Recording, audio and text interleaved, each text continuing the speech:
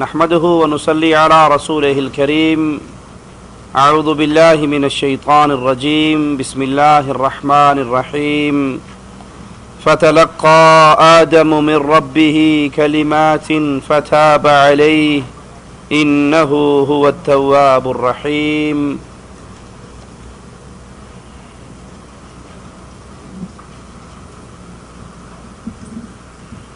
انسان غلطی کا پتلا ہے،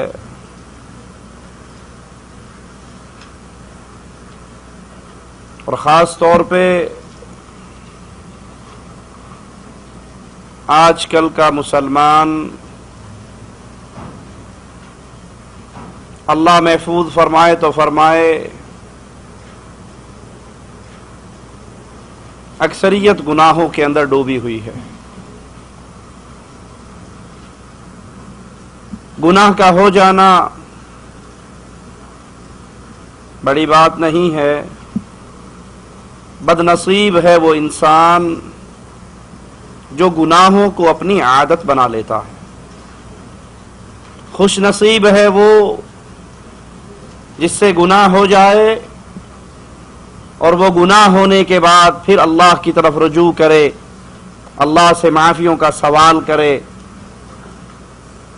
اور اللہ کو راضی کرے. یہ خوش نصیب انسان. آئیے کچھ ایسے خوش نصیبوں کا ذکر کرتے ہیں جن سے غلطی ہوئی تو پھر انہوں نے اپنے اللہ کو راضی کیا، اپنی اس خطا پر اپنی آنکھوں سے آنسو بہائے، اپنے اللہ کو منایا، اپنے اللہ سے معافی مانگی، یہاں تک کہ اللہ نے ان کے گناہوں کو معاف کر دیا. مالک فرماتا ہے، اور اللہ کے قرآن حکیم کی اس آیت پہ غور کیجئے، اور اللہ سے دعا ہے سب سے پہلے کہنے والے کو غور کرنے کی توفیق عطا فرمائے. مالک کا فرمان ہے، أَلَمْ يَعْلَمُوا أَنَّ اللَّهَ هُوَ يَقْبَلُ التَّوْبَةَ عَنْ عِبَادِهِ.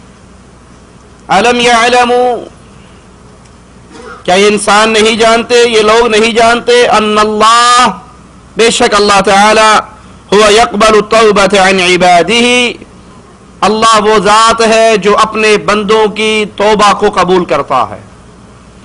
وَيَأْخُذُ الصَّدَقَاتِ وَأَنَّ اللَّهَ هُوَ التَّوَّابُ الرَّحِيمُ، وہ صدقات خیرات لیتا ہے اور بے شک اللہ ہی بہت توبہ قبول کرنے والا، نہایت رحم کرنے والا ہے. اللہ اتنا غفور رحیم ہے، اتنا رحم فرمانے والا ہے کہ جو اس کی طرف جھکتا ہے، جو معافیوں کا سوال کرتا ہے، اللہ اس کے گناہوں کو معاف کر دیتا ہے. قرآن حکیم کی آیت پہ غور کیجئے، وَمَن يَعْمَلْ سُوءًا أَوْ يَظْلِمْ نَفْسَهُ، جس سے گناہ ہو جائے، جو اپنی جان پہ ظلم کر بیٹھے. یعنی یاد رکھیے، گناہ کرنا اپنی جان پہ ظلم کرنا ہے. گناہ کرنے سے کسی کا کچھ نہیں بگڑتا، نہ تو اللہ کی حکومت میں کوئی کمی آتی ہے.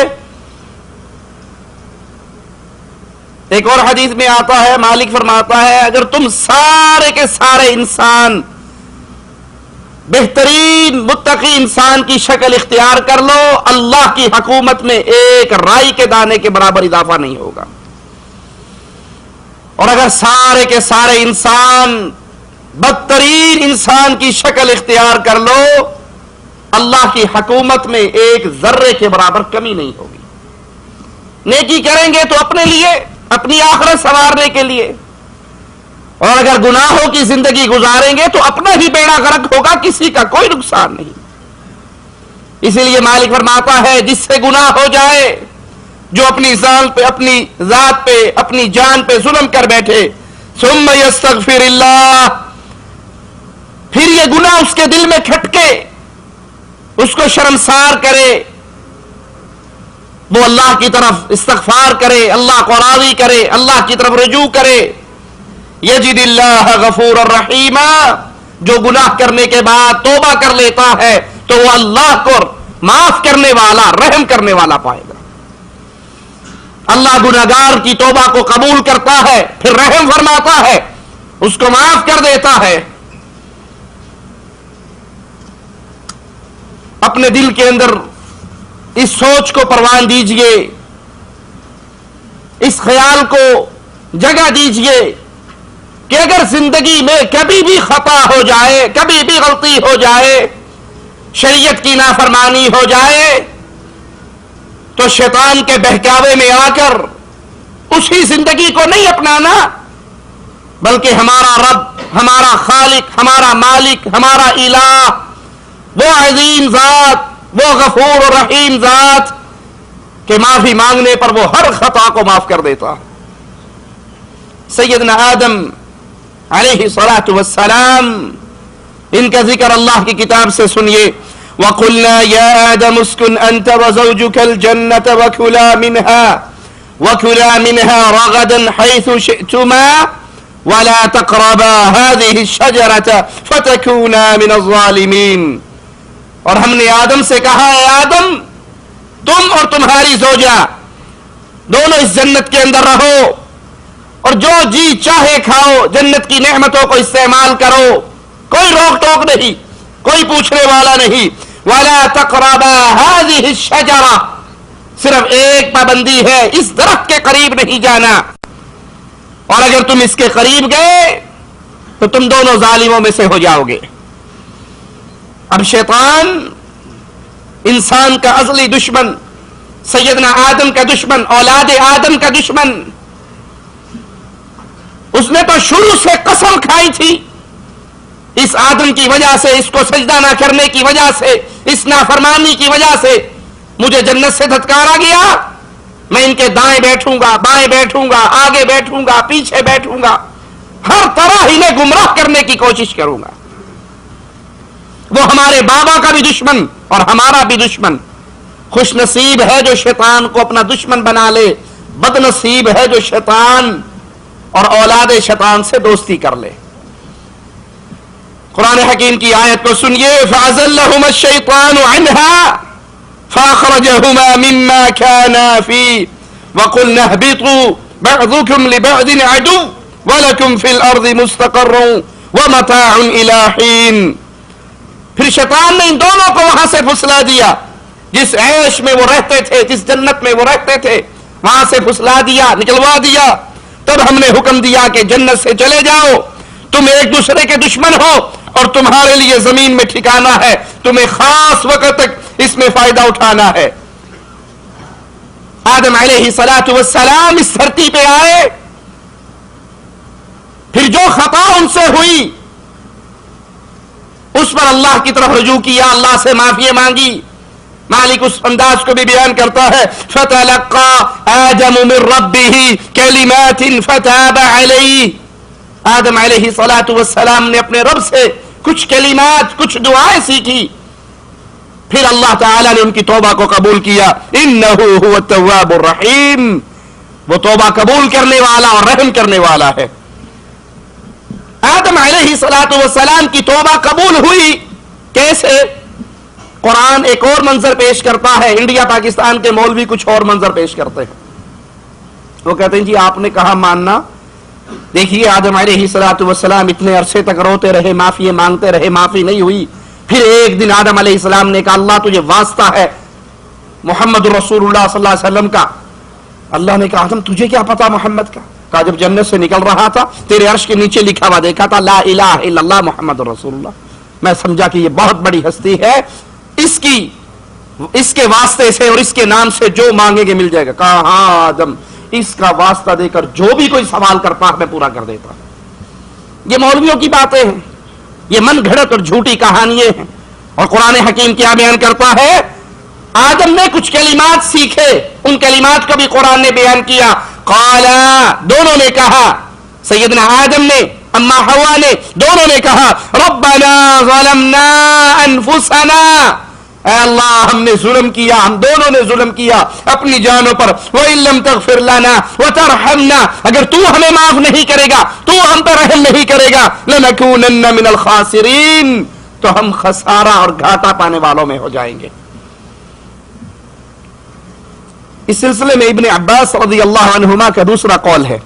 वो फरमाते हैं सैयदना आदम अलैहिस्सलाम ने अर्ज की, ऐ अल्लाह, क्या तूने अपने दस्ते मुबारक से मुझे पैदा नहीं फरमाया? मालिक ने फरमाया, क्यों नहीं? सैयदना आदम ने अर्ज की, ऐ अल्लाह, क्या तूने मुझ में रूह नहीं फूकी? फरमाया, हाँ। आदम ने अर्ज किया कि जब मुझे छींक आई तो क्या तूने नहीं फरमाया, अल्लाह तुझ पर रहम फरमाए, और क्या तेरी रहमत तेरे गज़ब पर गालिब नहीं? फरमाया, हाँ। तो सैयदना आदम ने अर्ज की, ऐ अल्लाह, क्या तूने मुझ पर यह लिख नहीं दिया था कि मैं ये काम करूंगा? अल्लाह ने फरमाया, हाँ। आदम ने अर्ज की, ऐ अल्लाह, अगर मैं तौबा कर लूं तो क्या वापस मुझे दोबारा जन्नत में लौटा दोगे? जो गलती मुझसे हुई, जो गुनाह मुझसे हुआ, मेरा मकाम, मेरी शान, मेरी अज़मत, उसके बावजूद एक गलती की बिना पर मुझे ये सजा मिली। अगर मैं उस गुनाह से तौबा कर लूं, माफी मांग लूं, कि अल्लाह मुझे दोबारा उस मकाम पे लौटा दोगे? तो मालिक ने फरमाया, हाँ, अगर तू तौबा कर ले तो दोबारा तुझे तेरे मकाम पे पहुंचा दिया जाएगा। इमाम अब्दुल रज़्ज़ाक़ रहमहुल्लाह फरमाते हैं, इस मौके पर आदम अलैहिस्सलाम ने अर्ज़ किया, अल्लाह, अगर मैं तौबा और इस्तिग़फ़ार कर लूं तो मालिक ने फरमाया, तुम्हारी तौबा कबूल करके जन्नत में दाखिल कर दिया जाएगा। गलतियां आदम अलैहिस्सलाम से हुई, गलती इब्लीस से भी हुई, शैतान से भी हुई। दोनों में फर्क क्या है?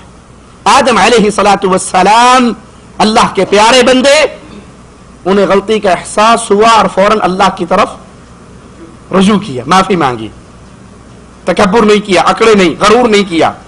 इब्लीस, इससे भी गलती हुई, लेकिन इसने अपनी गलती पर अल्लाह से माफी नहीं मांगी, इसने रुजू नहीं किया, ये अल्लाह की तरफ नहीं झुका, इस्तिग़फ़ार नहीं किया, बल्कि अपनी गलती पर इसने तकब्बुर का अंदाज अपनाते हुए अपने लिए मोहलत मांगी, तो अल्लाह ने इसको मोहलत दे दी। जिसने जो मांगा उसको दे दिया गया। इब्लीस ने तकब्बुर किया, मोहलत मांगी, अल्लाह ने मोहलत दे दी। सैयदना आदम अलैहिस्सलाम ने अल्लाह से माफी मांगी, इस्तिग़फ़ार किया, तो अल्लाह ने उसको वो अता कर दिया। हम औलाद आदम हैं। अपनी जिंदगी की डायरियों को हमेशा अपने सामने रखिए। जब भी गुनाह हो जाए, गलती हो जाए, अल्लाह के दरबार में झुक जाइए, अल्लाह के सामने अपनी पेशानी को जमीन पर रख दीजिए। अल्लाह को यह अंदाज इतना पसंद है, अल्लाह को यह अंदाज इतना पसंद है कि जो अल्लाह के दरबार में आकर माफी मांगता है, अल्लाह उसकी माफियों को कबूल करके उसकी खताओं को माफ कर देता है। नूह अलैहिस्सलातु वस्सलाम अल्लाह के बड़े प्यारे नबी, बड़ी अजीम हस्ती, अपनी कौम को तौहीद की दावत देते हैं।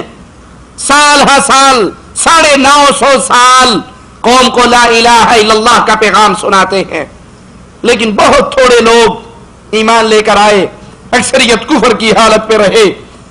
हक पर लाने की बड़ी कोशिश की। अल्लाह के इस अज़ीम बंदे ने, अल्लाह के इस अज़ीम रसूल ने बड़ी कोशिश और मेहनत की, ये लोग हक पर आ जाएं। ना आए, बहुत थोड़े लोग आए। जब कौम न मानी, अक्सरियत गुमराही पर रही, कुफर और शिर्क पर रही, तो अपनी कौम के लिए बद्दुआ करते हैं। मालिक बयान फरमाता है, इन्होंने कहा, रब्बी ला तज़र अलल अर्ज़ि मिनल काफिरीन दय्यारा, ऐ अल्लाह, किसी काफिर को रूहे जमीन पर बसता ना रहने दे। इन्नका इन तज़रहुम युदिल्लु इबादका वला यलिदू इल्ला फाजिरन कफ़ारा, अगर इन कुफार को तो धरती पर रहने देगा, ये तेरे बंदों को गुमराह करेंगे और इनसे जो औलाद पैदा होगी वो भी सख्त बदकार और काफिर पैदा होगी।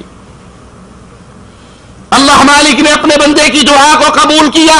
सैयदना नूह अलैहिस्सलातु वस्सलाम की दुआ कबूल हुई, उनको कश्ती बनाने का हुक्म दिया गया। कौम इस पर भी मजाक कर रही है, कौम इस पर भी ठट्ठा कर रही है। जब अज़ाब का वक्त करीब आया, मालिक ने फरमाया, हर जानदार में से जोड़ा जोड़ा, और जो तुझ पे ईमान ले आए और अपने घर वालों को लेकर इस कश्ती पे सवार हो जाओ। ये सवार हो गए। अल्लाह ने आसमान को हुक्म दिया, आसमान ने बारिश बरसाया, जमीन से पानी उबला, आसमान से भी पानी और जमीन से भी पानी, और शदीद अज़ाब की सूरत। नूह अलैहिस्सलातु वस्सलाम अपने बेटे को देखते हैं और फिर आवाज लगाते हैं, वनादा, पुकार लगाई। ये समझने वालों के अंबिया मुख्तियार कुल होते हैं, जो चाहते हैं कर गुजरते हैं। उनका कंट्रोल, उनका तसर्रुफ حکومت ان کی، وہ کسی کے محتاج نہیں، وہ کسی کے پابند نہیں، بلکہ سارا اختیار وقت کے نبی کو ہوتا ہے، وہ مختار کل ہوتا ہے۔ اس منظر کو اپنے سامنے رکھیے، نوح علیہ الصلوۃ والسلام اپنے بیٹے کو آواز لگا رہے، وَكَانَ فِي مَعْزِلٍ، یہ نیچی جگہ کی طرف الگ تھلگ تھا۔ نوح علیہ الصلوۃ والسلام نے اس کو پکارا، یا بنی ارکب معنا، اے بیٹا ہمارے ساتھ کشتی میں سوار ہو جاؤ، ولا تکن مع الکافرین، ہم سے الگ تھلگ رہ کر تم کافروں میں شامل نہ ہو، آ جاؤ ہماری کشتی میں شامل ہو جاؤ، یعنی مجھ پر ایمان لے آؤ اور اہل ایمان کی جماعت میں شامل ہو جاؤ۔ قال سآوی الی جبل یعصمنی من الماء، کہنے لگا کہ میں پہاڑ کی چوٹی پہ چڑھ جاؤں گا، بارش تو برس رہی ہے، پانی تو آ رہا ہے، عذاب تو آ گیا ہے، لیکن یہ پہاڑ بہت اونچا ہے، میں اس پہاڑ کی چوٹی پہ چڑھ جاؤں گا، یہ مجھے پانی سے بچا لے گا، میں غرق نہیں ہوں گا، بچ جاؤں گا۔ قال لا عاصم اليوم من امر اللہ الا من رحم، کہا میرے بیٹے آج اللہ کے عذاب سے کوئی نہیں بچا سکتا، جس پہ اللہ رحم کرے وہ عذاب سے بچے گا، اور جس پہ اللہ رحم نہ کرے نہ وہ پہاڑ پہ چڑھ کے بچ سکتا، نہ وہ غار میں چھپ کے بچ سکتا۔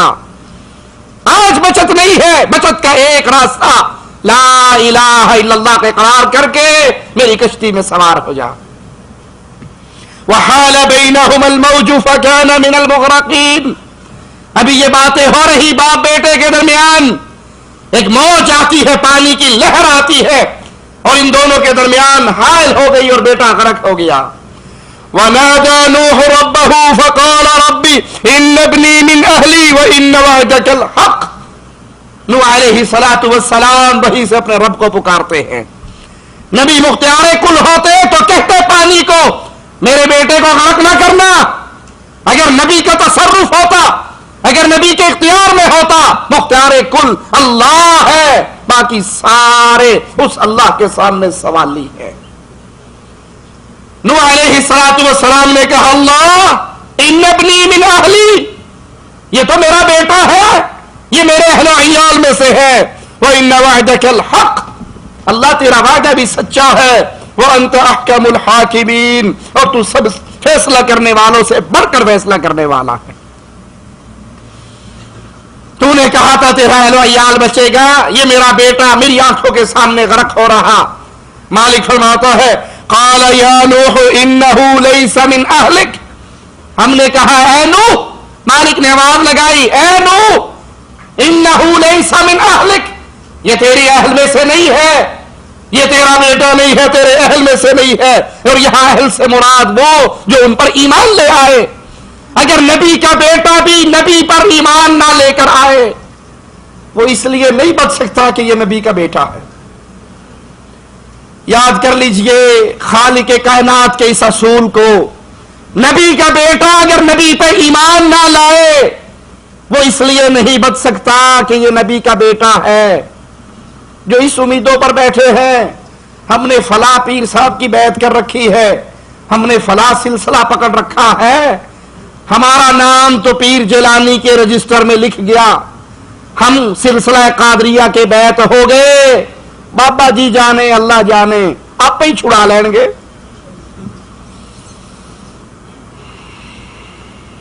وہ قوال کہتا ہے نا، نہ میں مکے گیا نہ 100 جمعے پڑے، نہ میں گنگا گیا نہ میں اشنان کیتا، نہ میں نے تسبیح پھیری نہ میں نے چلے کاٹے، میں نے کچھ بھی نہیں کیا، نہ نمازیں پڑھی، نہ تو میں مسلمانوں والی پارٹی میں ہوں نہ میں ہندوؤں والی پارٹی میں ہوں۔ مکے گیا گل بندی نہیں، پاویں 100 جمعے پڑھ آئیے، گنگا گئے گل بندی نہیں، پاویں 100 ہوتے کھائیے، وہ کہتا ہے یہ پارٹی بھی ٹھیک ہے یہ بھی ٹھیک ہے، دونوں جڑا جتھے لگا ہے ٹھیک لگا ہے، کہتا لیکن میں نے یہ بھی نہیں کیا یہ بھی نہیں کیا۔ بلے شاہ نو مرشد ملیا، انہیں ایویں ہی جا بخشایا، کوئی محنت کرنے کی ضرورت نہیں، کوئی ایمان لانے کی ضرورت نہیں، بس مرشد ٹاپ کلاس پکڑ لو۔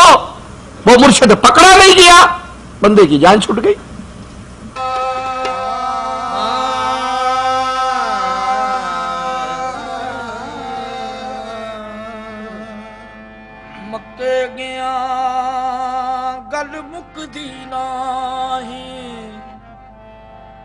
پاویں 100 جمعے پڑھ آئیے مکے گیا گل مکدی نہیں پاویں 100 جمعے پڑھ آئیے گنگا گیا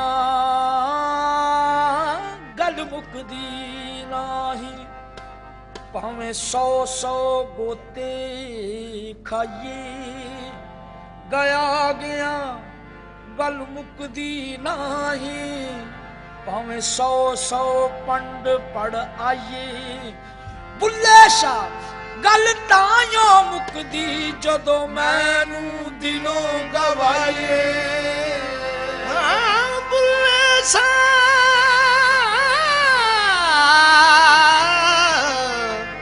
گل تائیوں مکدی جدوں مینوں دلوں گوائیے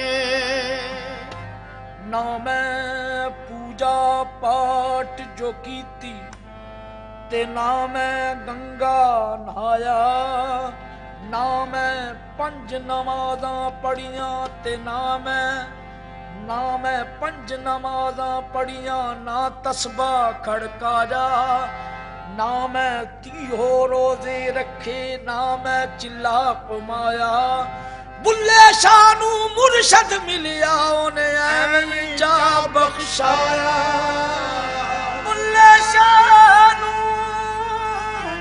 مرشد ملیا انہیں ایویں جا بخشایا یہاں نبی کا بیٹا ہے اور وہ نبی کہہ رہے ہیں اللہ تیرا وعدہ حق میرا بیٹا میری آنکھوں کے سامنے غرق ہو گیا کہا اے نوح علیہ الصلوۃ والسلام انہ لیس من اہلک یہ تیرے اہل میں سے نہیں ہے انہ عمل غیر صالح اس کے عمل صالح نہیں تھے اس کے عمل اچھے نہیں تھے کیا ثابت ہوا نجات کا ایک ہی راستہ ہے اللہ پر ایمان لایا جائے عمل صالح ہو اور اگر اللہ پر ایمان نہیں ہے عمل صالح نہیں ہے تو وہ نبی کا بیٹا بھی ہو تو قیامت کے دن اس بنیاد پہ نجات نہیں ہو سکتی نجات لا الہ الا اللہ پر ہے برادری ازم پہ نہیں شخصیت پہ نہیں فلاں اور فلاں کی اولاد پہ نہیں رسول اللہ صلی اللہ علیہ وسلم کا فرمان ہے جس کے عملوں نے اسے پیچھے کر دیا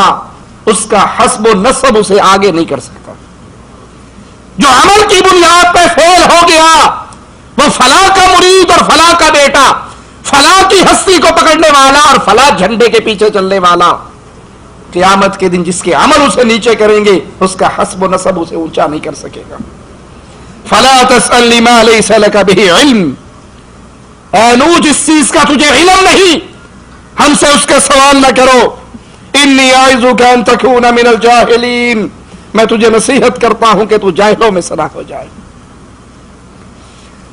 اپنے بیٹے کی سفارش جس چیز کا تمہیں علم نہیں وہ نہ کرو مالی کہتا ہے میں نصیحت کرتا ہوں کہیں تو جاہلوں میں سے نہ ہو جائے قال رب انی اعوذ بک ان اسألک ما لیس لی به علم فوراً اللہ کی طرف آواز لگاتے ہیں جھکتے ہیں اپنے جملوں پر معافیوں کا سوال کرتے ہیں قال ربی انی اعوذ بک ان اسألک ما لیس لی به علم اے اللہ میں تیری پناہ میں آتا ہوں میں تجھ سے اس چیز کا سوال کروں جس چیز کا مجھے علم نہیں دیا گیا وَإِلَّا تَغْفِرْ لِي وَتَرْحَمْنِي أَكُن مِّنَ الْخَاسِرِينَ اے اللہ میں تیری پناہ میں آتا ہوں میں تجھ سے اس چیز کا سوال کروں جس کا مجھے علم نہیں جو لوگ کہتے ہیں انبیاء عالم الغیب ہوتے ہیں انہیں سارا کچھ پتا ہوتا ہے اگر انہیں سارا کچھ پتا ہو تو نوح علیہ السلام کے اس جملوں کا کیا ترجمہ کرو گے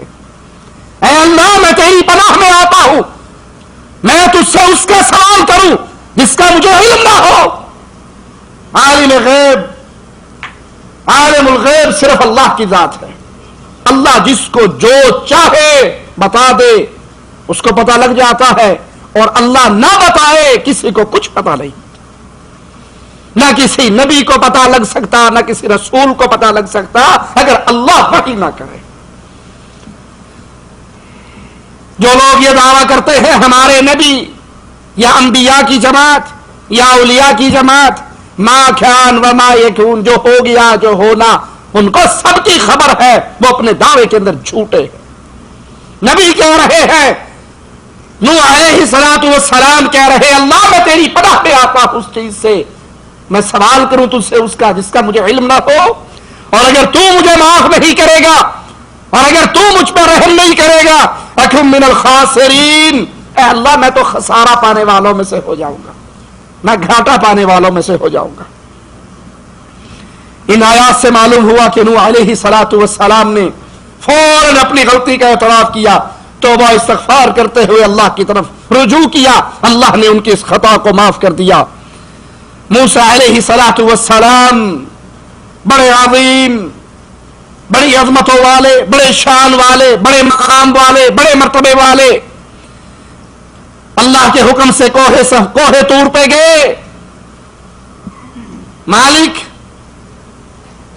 اپنے اس نبی کا حال بیان کرتا ہے، قرآن حکیم کے اندر کثرت کے ساتھ موسیٰ علیہ السلام کے حالات کا ذکر ہے۔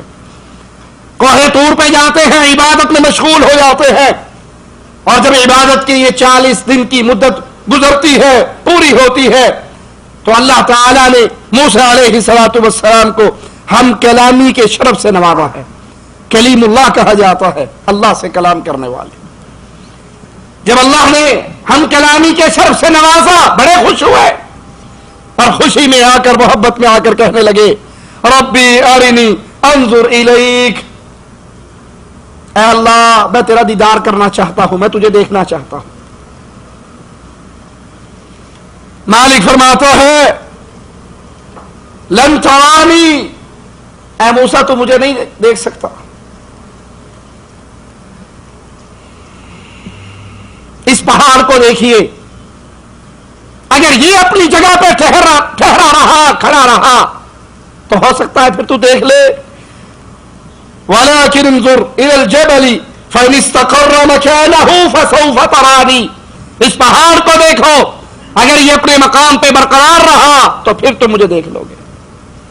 لیکن مالک فَلَمَّا تَجَلَّى رَبُّهُ لِلْجَبَلِ دَكًّا وَخَرَّ مُوسَىٰ صَاعِقًا، جب اللہ نے اپنی تجلی پہاڑ پہ ڈالی، وہ ریزہ ریزہ ہو گیا، اور موسیٰ علیہ السلام گر گئے، بے ہوش ہو گئے۔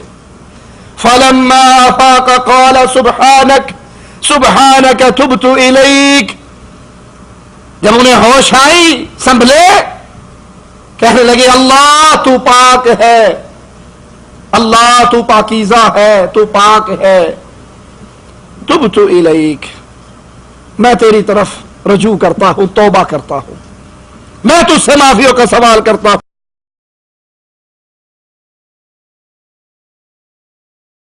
وانا اول المؤمنین، اور میں ایمان لانے والوں میں سب سے پہلے ایمان لے کر آتا ہوں۔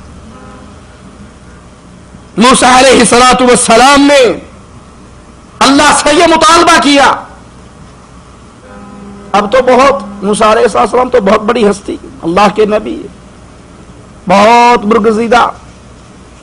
برگزیدہ شخصیت، بڑی عظیم ذات، یا تو معمول بن گیا ہے۔ ایک مرید کہتا ہے پیر جی اللہ کی زیارت کرنے کو جی چاہتا ہے، اس نے کہا اچھا آج عشاء کی نماز پڑھے بغیر سو جانا، اللہ کی زیارت ہو جائے گی۔ مرید نے آدھا ٹوٹکے پہ عمل کر لیا، فرض پڑھ لیے، سنتیں چھوڑ کے سو گیا، رات کو رسول اللہ صلی اللہ علیہ وسلم خواب میں آ گئے،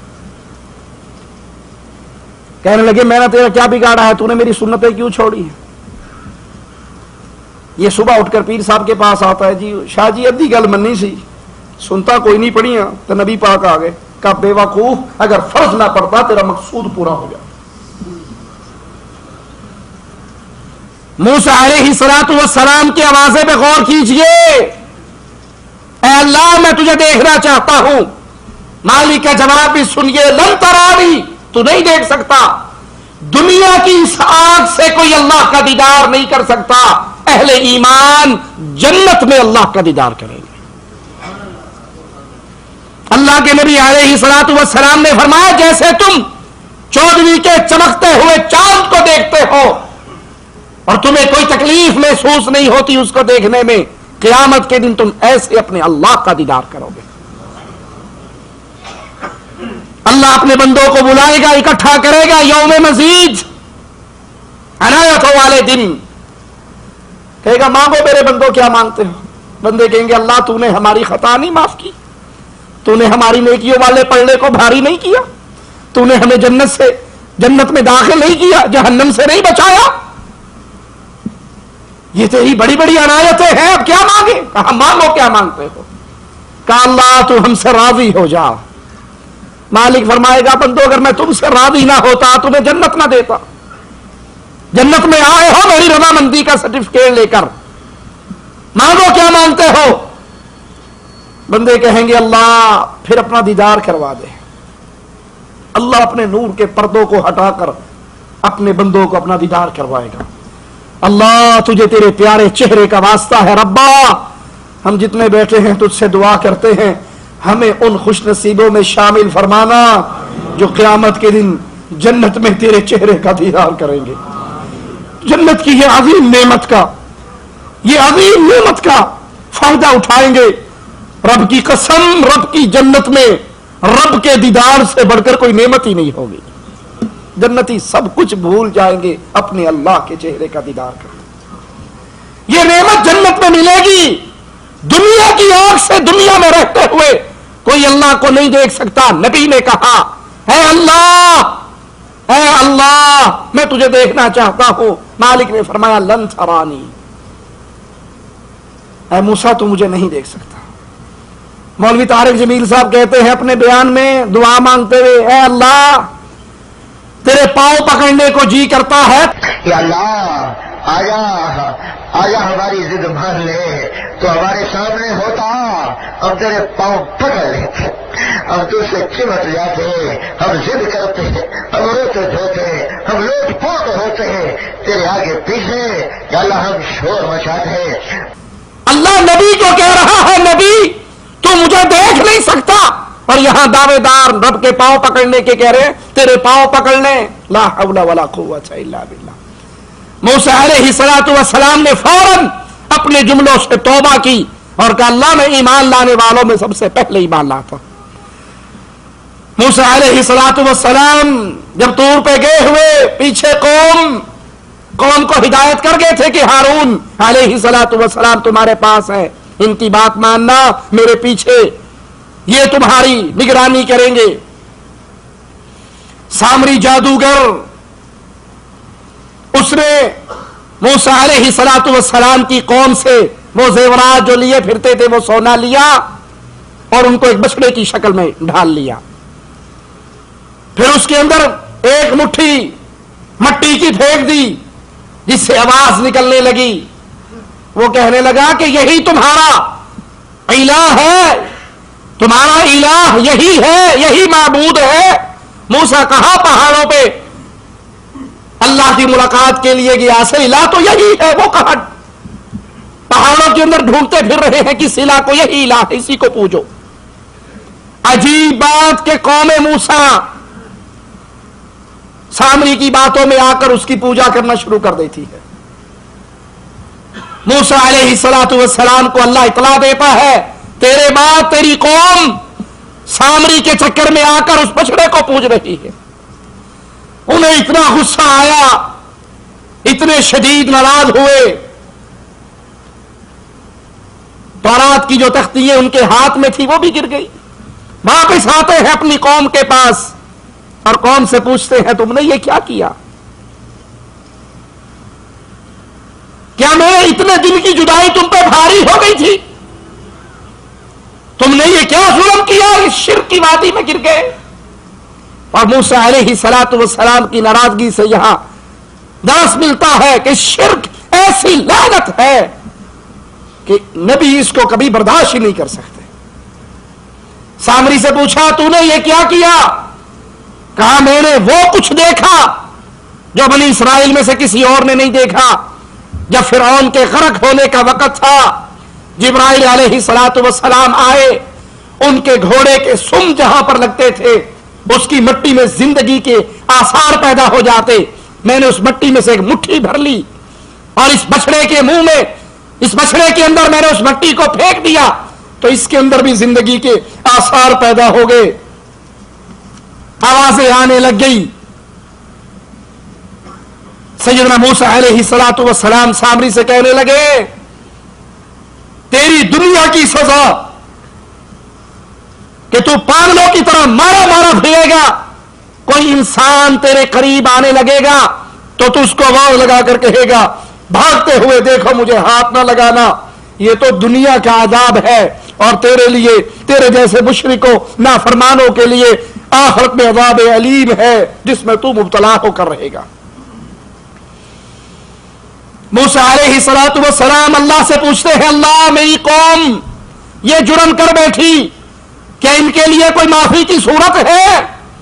اللہ نے کہا ہاں ان کے لیے معافی ہے، اور اس معافی کا طریقہ کار یہ ہے جنہوں نے شرک کیا بچڑے کو پوچھ کے وہ بیٹھ جائیں، اور جو شرک سے دور رہے، جنہوں نے شرک نہیں کیا وہ کھڑے رہے اور نیزے ہاتھوں میں لے لے اور ایک دوسرے کو قتل کرے۔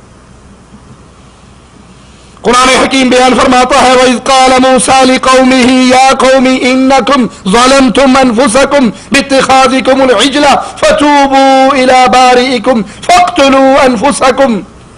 جب موسیٰ علیہ السلام نے اپنی قوم سے کہا اے میری قوم تم نے بچڑے کو معبود ٹھہرا کر اپنی جانوں پر ظلم کیا ہے، اور اس سے پہلے موسیٰ علیہ السلام نے اس بچڑے کو جلا ڈالا، اس کی راکھ کر دی، سمندروں میں بہا دی۔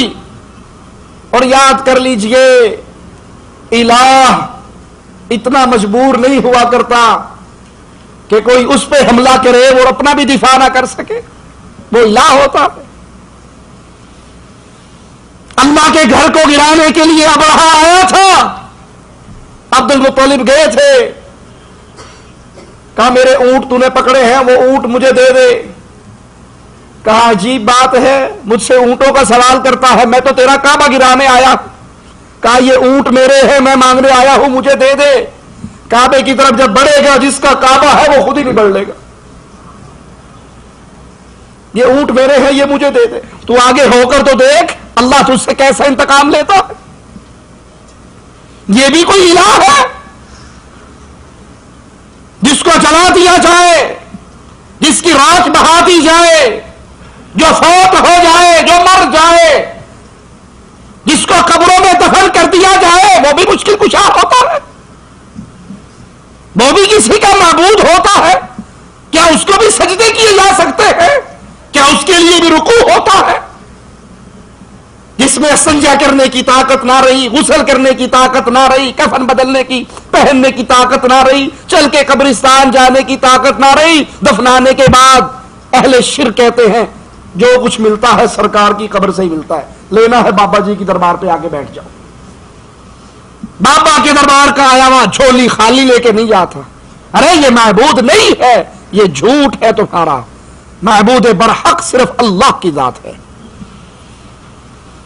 تم نے بچڑے کو معبود بنا کر اپنی جانوں پر ظلم کیا، اب پیدا کرنے والے کے سامنے توبہ کرو اور اپنے آپ کو قتل کرو۔ ذالکم خیر لکم عند بارئکم فتاب علیکم انہ هو التواب الرحیم۔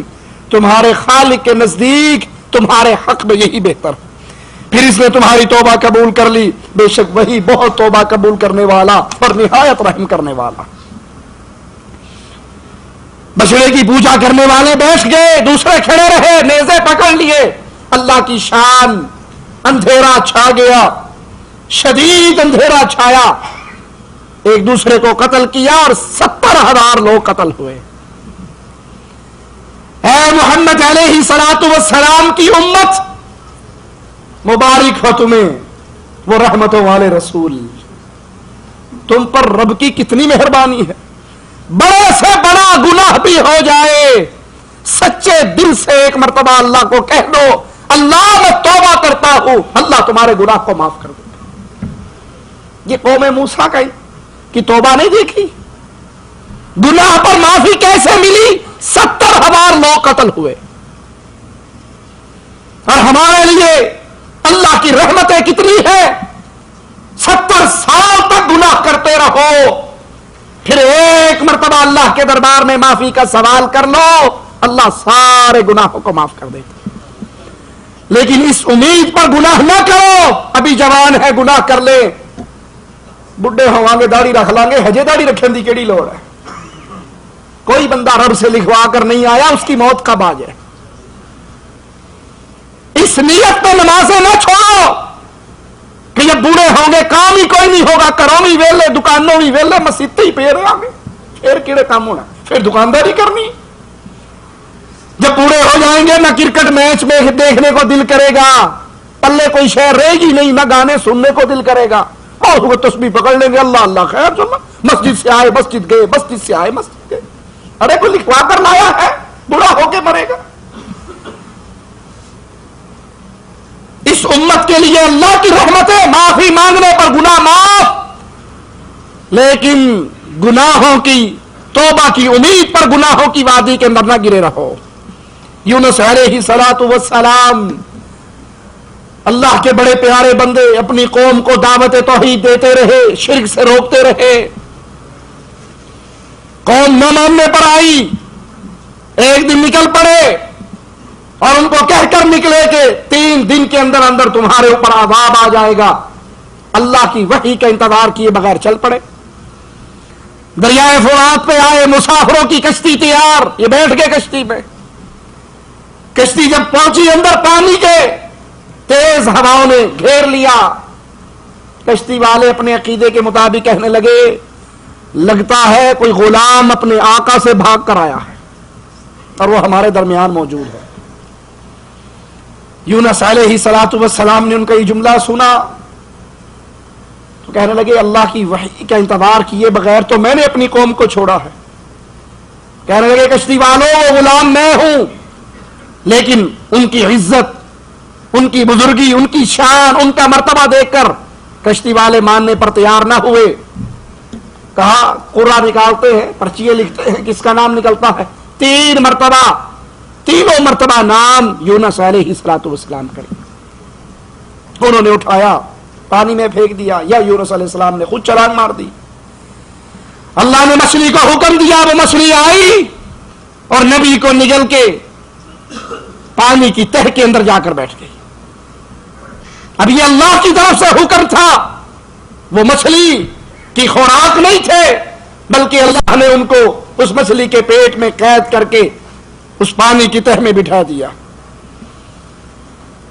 پانی کی تہ میں جب پہنچے تو بجریے, کنکریے اللہ کی تسبیح بیان کر رہی. یونس علیہ الصلوۃ والسلام نے بھی اس اندھیرے کے اندر سے آواز لگائی. مالک کا فرمان سنیے, وَظَنُّونِ إِذْ ذَهَبَ مُغَاضِبًا فَظَنَّ أَن لَّن نَّقْدِرَ عَلَيْهِ فَنَادَىٰ فِي الظُّلُمَاتِ أَن لَّا إِلَٰهَ إِلَّا أَنتَ سُبْحَانَكَ إِنِّي كُنتُ مِنَ الظَّالِمِينَ. اور مچھلی والے کو یاد کرو جب اپنی قوم سے ناراض ہو کر غصے کی حالت میں چل دیے اور یہ خیال کیا کہ ہم ان پر قابو نہیں پا سکیں گے, آخر اندھیرے میں اللہ کو پکارنے لگے, تیرے سوا کوئی معبود نہیں, لا الہ الا انت, تیرے سوا کوئی مشکل کشا نہیں. یہ نبی ہے, ان پہ مشکل آئی ہے, مشکل میں پھنسے ہیں, اور مشکل کشائی کروانے کے لیے سچے مشکل کشا کو پکار رہے, لا الہ الا انت, اللہ تیرے علاوہ کوئی مشکل کشا نہیں, سبحانک تو پاک ہے, انی کنت من الظالمین, غلطی تو مجھ سے ہوئی, خطا تو مجھ سے ہوئی. اللہ نے یونس علیہ الصلوۃ والسلام کی درد بھری اس دعا کو قبول کیا, مچھلی کو حکم دیا, انہوں نے ساحل پہ آ کر اگل دیا. فاستجبنا له وَنَجَّيْنَاهُ مِنَ الْغَمِّ وَكَذَلِكَ نُنْجِي الْمُؤْمِنِينَ. تو ہم نے ان کی دعا قبول کر لی انہیں غم سے نجات بخشی اور ایمان والوں کو ہم اسی طرح نجات دیا کرتے ہیں. غلطی ہو گئی، اللہ سے معافی مانگ لی، اللہ نے فوراً معافیوں کو قبول کر کے، دعاؤں کو قبول کر کے معافی عطا کر دی.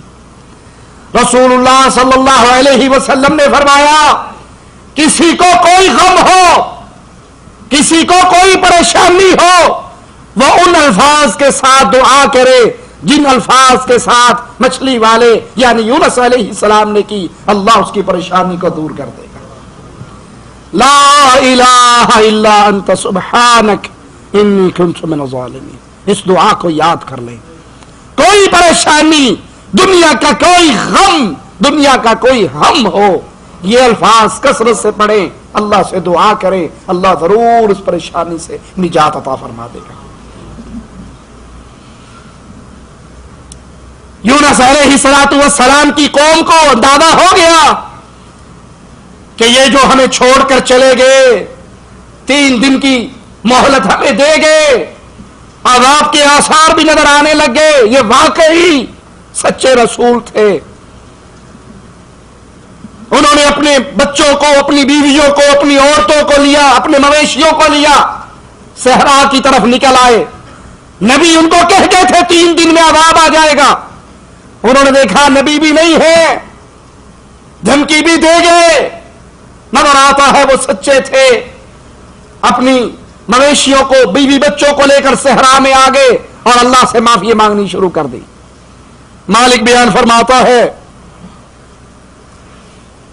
اور یہ یاد کر لیجئے، یہ خاص احساس یونس علیہ السلام کی قوم کے لیے ہے، ان کی برادری کے لیے، ان کے ماننے والوں کے لیے، اس بستی اور اس قوم کے لیے کہ اللہ کا عذاب جب آ جائے پھر ٹلا نہیں کرتا، لیکن یہاں عذاب آ کے ان کا ایمان فائدہ مند ہوا ان کے لیے اور اللہ نے اس عذاب کو ٹال دیا. فلولا كانت قرية آمنت فنفعها إيمانها إلا قوم يونس لما آمنوا كشفنا عنهم عذاب الخزي في الحياة الدنيا ومتعناهم إلى حين. تو کوئی بستی ایسی کیوں نہ ہوئی کہ ایمان لائی ہو تو اس کے ایمان لانے سے اسے نفع دیا ہو سوائے یونس علیہ السلام کی قوم کے. جب وہ ایمان لے آئے تو ہم نے رسوائی کے عذاب کو دنیاوی زندگی میں ان پر سے ٹال دیا اور ان کو ایک خاص وقت تک کے لیے زندگی سے فائدہ اٹھانے کا موقع دیا. غلطی ہو گئی، نبی ان کو گارنٹی دے کر چلے گئے، بتا کر دھمکی دے کر چلے گئے 3 دن میں عذاب آنے والا ہے، لیکن انہوں نے اللہ کے دربار میں رجوع کیا، سچی توبہ کی، اللہ نے اس توبہ کو قبول کر لیا.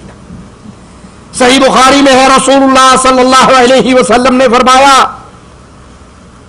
3 انسان سفر کر رہے، راستے میں بارش شروع ہو گئی، انہوں نے غار کے اندر پناہ لے لی، غار میں چھپ گئے، پہاڑ پہ سے پتھر گرا اور اس نے غار کے دہانے کو بند کر دیا.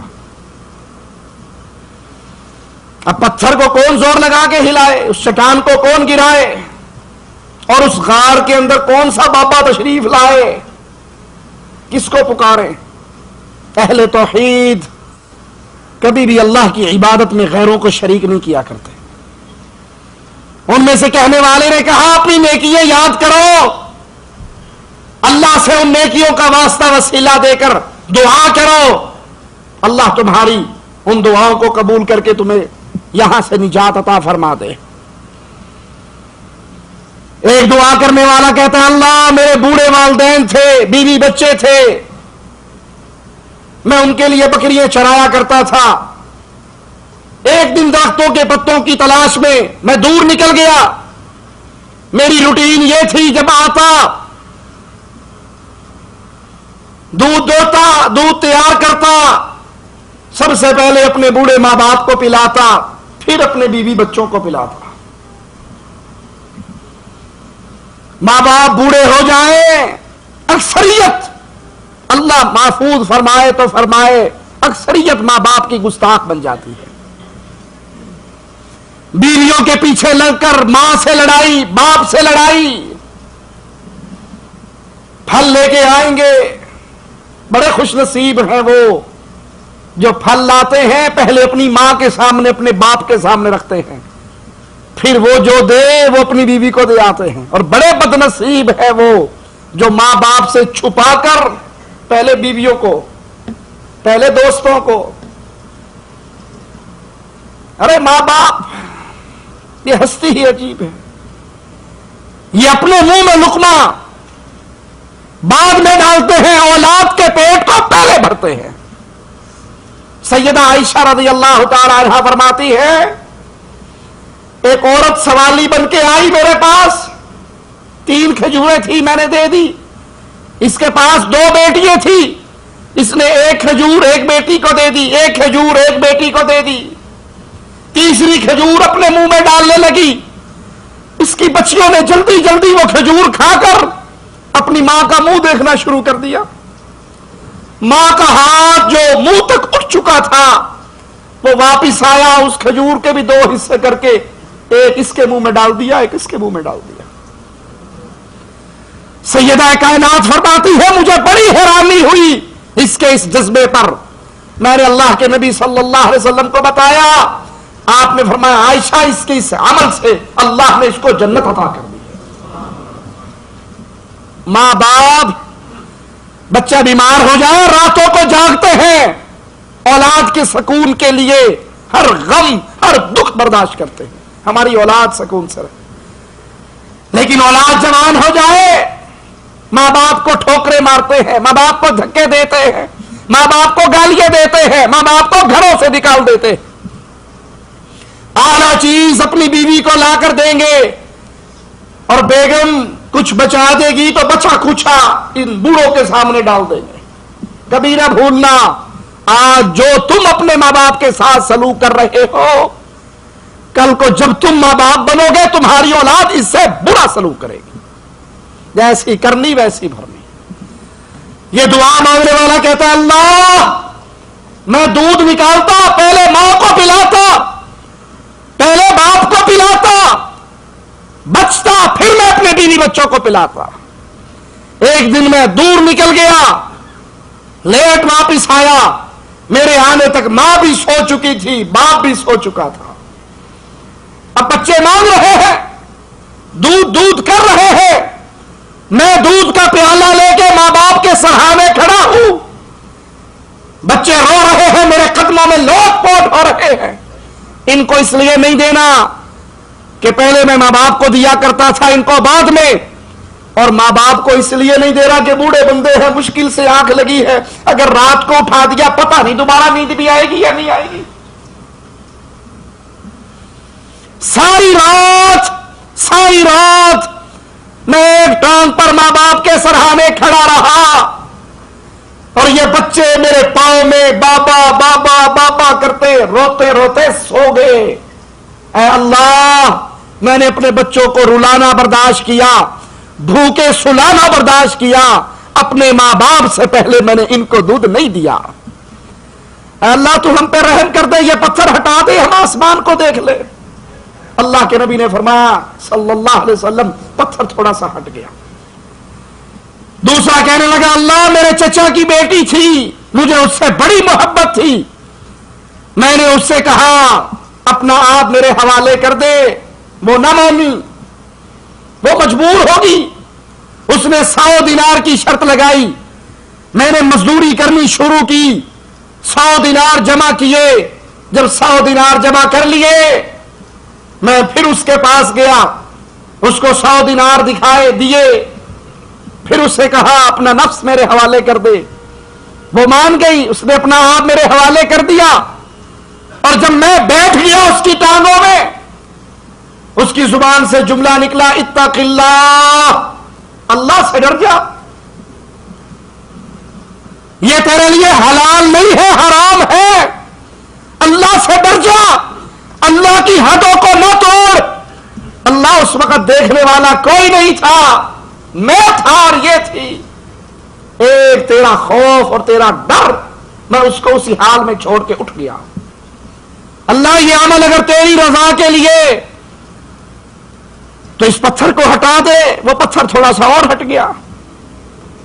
تیسرا کہتا ہے اللہ میں نے مزدوری کے لیے کسی مزدور کو بلایا، اس کی محنت میں اس کو دینے لگا، وہ سمجھا کہ یہ محنت تھوڑی ہے، میرا حق نہیں مجھے ملا، وہ چھوڑ کے چلا گیا، ناراض ہو کے چلا گیا۔ ہمارے جیسا ہوتا کہ چنگی گل ہے 50 ریال ہی بچے نا، جان چھٹی، 2 ٹائم دی روٹی بچی۔ لیکن یہ اللہ کا ڈر رکھنے والے، اللہ ہمارے دل میں بھی اپنا ڈر پیدا فرما دے، اللہ ہمارے دل میں اپنا خوف پیدا فرما دے، اللہ ہمارا ہاتھ حرام کی طرف بڑھتے ہوئے رک جائے، کبھی نہ بڑھے۔ کہا اے اللہ میں نے اس کی اس محنت کو کاروبار میں لگا دیا، تجارت میں لگا دی، اس کی بکریاں پھیل گئی، بڑھ گئی، مویشی بڑھ گئے، میں نے اس کے مویشیوں کو سنبھالنے کے لیے چرواہے بھی رکھ لیے۔ ایک دن اس کو پھر یاد آئی، وہ آ گیا، کہنے لگا جو میری مزدوری تھی مجھے دے دو۔ میں نے کہا یہ سارا مال مویشی تیرا ہے، یہ چرواہے بھی تیرے ہیں، لے جا۔ وہ کہنے لگا مجھ سے مذاق نہ کرو، میرے تو وہ تھوڑے سے پیسے تھے، وہ دے دو۔ کہا اللہ کے بندے میں مذاق نہیں کر رہا، وہ تیرا مال تھا، میں نے کاروبار میں لگایا، اللہ نے اتنا نفع دیا ہے، یہ جتنے مویشی ہے تیرے، چرواہے جتنے ہیں تیرے، لے جا۔ اے اللہ میں نے نہ دنیا میں بلے بلے کروانے کے لیے یہ کام کیا، نہ کسی کو بتایا، خاص تیری رضا کے لیے کیا۔ اے اللہ اگر تو راضی ہے اس پہ ہمیں معاف کر دے، ہمیں نجات دے دے۔ اس تیسرے نے دعا کی، اللہ نے اس پتھر کو ہٹا دیا۔ اس حدیث سے ثابت کیا ہوا کہ انسان سے گناہ ہو جائے، انسان سے غلطی ہو جائے، وہ فوراً اللہ کے دربار میں معافی مانگے، اللہ سے سوال کرے۔ اللہ کے در کا سوالی کبھی خالی نہیں رہتا، اللہ کے در کا منگتا کبھی بھوکا نہیں رہتا، اللہ کے در کا بھکاری وہ جب بھی رب سے مانگتا ہے رب اس کو عطا کرتا ہے، اس جہان میں بھی دیتا ہے، اگلے جہان میں بھی دیتا ہے۔ آخری بات کہہ کے بات ختم کرتا ہوں، صحیح بخاری کے اندر یہ روایت موجود ہے، ایک شخص نے 99 قتل کیے۔ سیدنا ابو سعید رضی اللہ عنہ فرماتے ہیں میں تم سے صرف وہی بات کرتا ہوں جو میں نے رسول اللہ صلی اللہ علیہ وسلم سے سنی، میرے کانوں نے سنی، میرے دل نے اس کو یاد رکھا۔ ایک شخص نے 99 قتل کیے، اللہ کے نبی نے فرمایا صلی اللہ علیہ وسلم، اس کو اپنے اس عمل پہ ندامت ہوئی، اس نے روئے زمین پہ سب سے بڑے عالم کے بارے میں سوال کیا، اسے بتایا گیا وہ فلاں راہب، وہ اس کے پاس گیا، اس سے کہنے لگا کہ میں نے 99 بندے مارے، کیا میرے لیے معافی ہے؟ کہنے لگا 99 بندے مارنے کے بعد اب تجھے معافی کا خیال آیا؟ 99 بندے، ایک بندہ مارو تو پوری انسانیت کو مارنے کے برابر ہے، اور تو نے تو 99 مارے۔ اس نے کہا کوئی گل نہیں، جب میری معافی نہیں ہو سکتی تو کیوں لگا پھرنا؟ تلوار نکالی، اس کو بھی مار کے سینچری پوری کر دی۔ لیکن پھر اسے خیال آیا، پھر روئے زمین کے سب سے بڑے عالم کے بارے میں سوال کیا، کسی نے بتایا، وہ اس کے پاس گئے اور کہنے لگا 100 بندے مارے، میرے لیے کوئی معافی ہے؟ وہ جواب میں کہتے ہیں تجھے معافی سے کون روک سکتا ہے؟ تیری توبہ اور تیرے درمیان کیا رکاوٹ ہے؟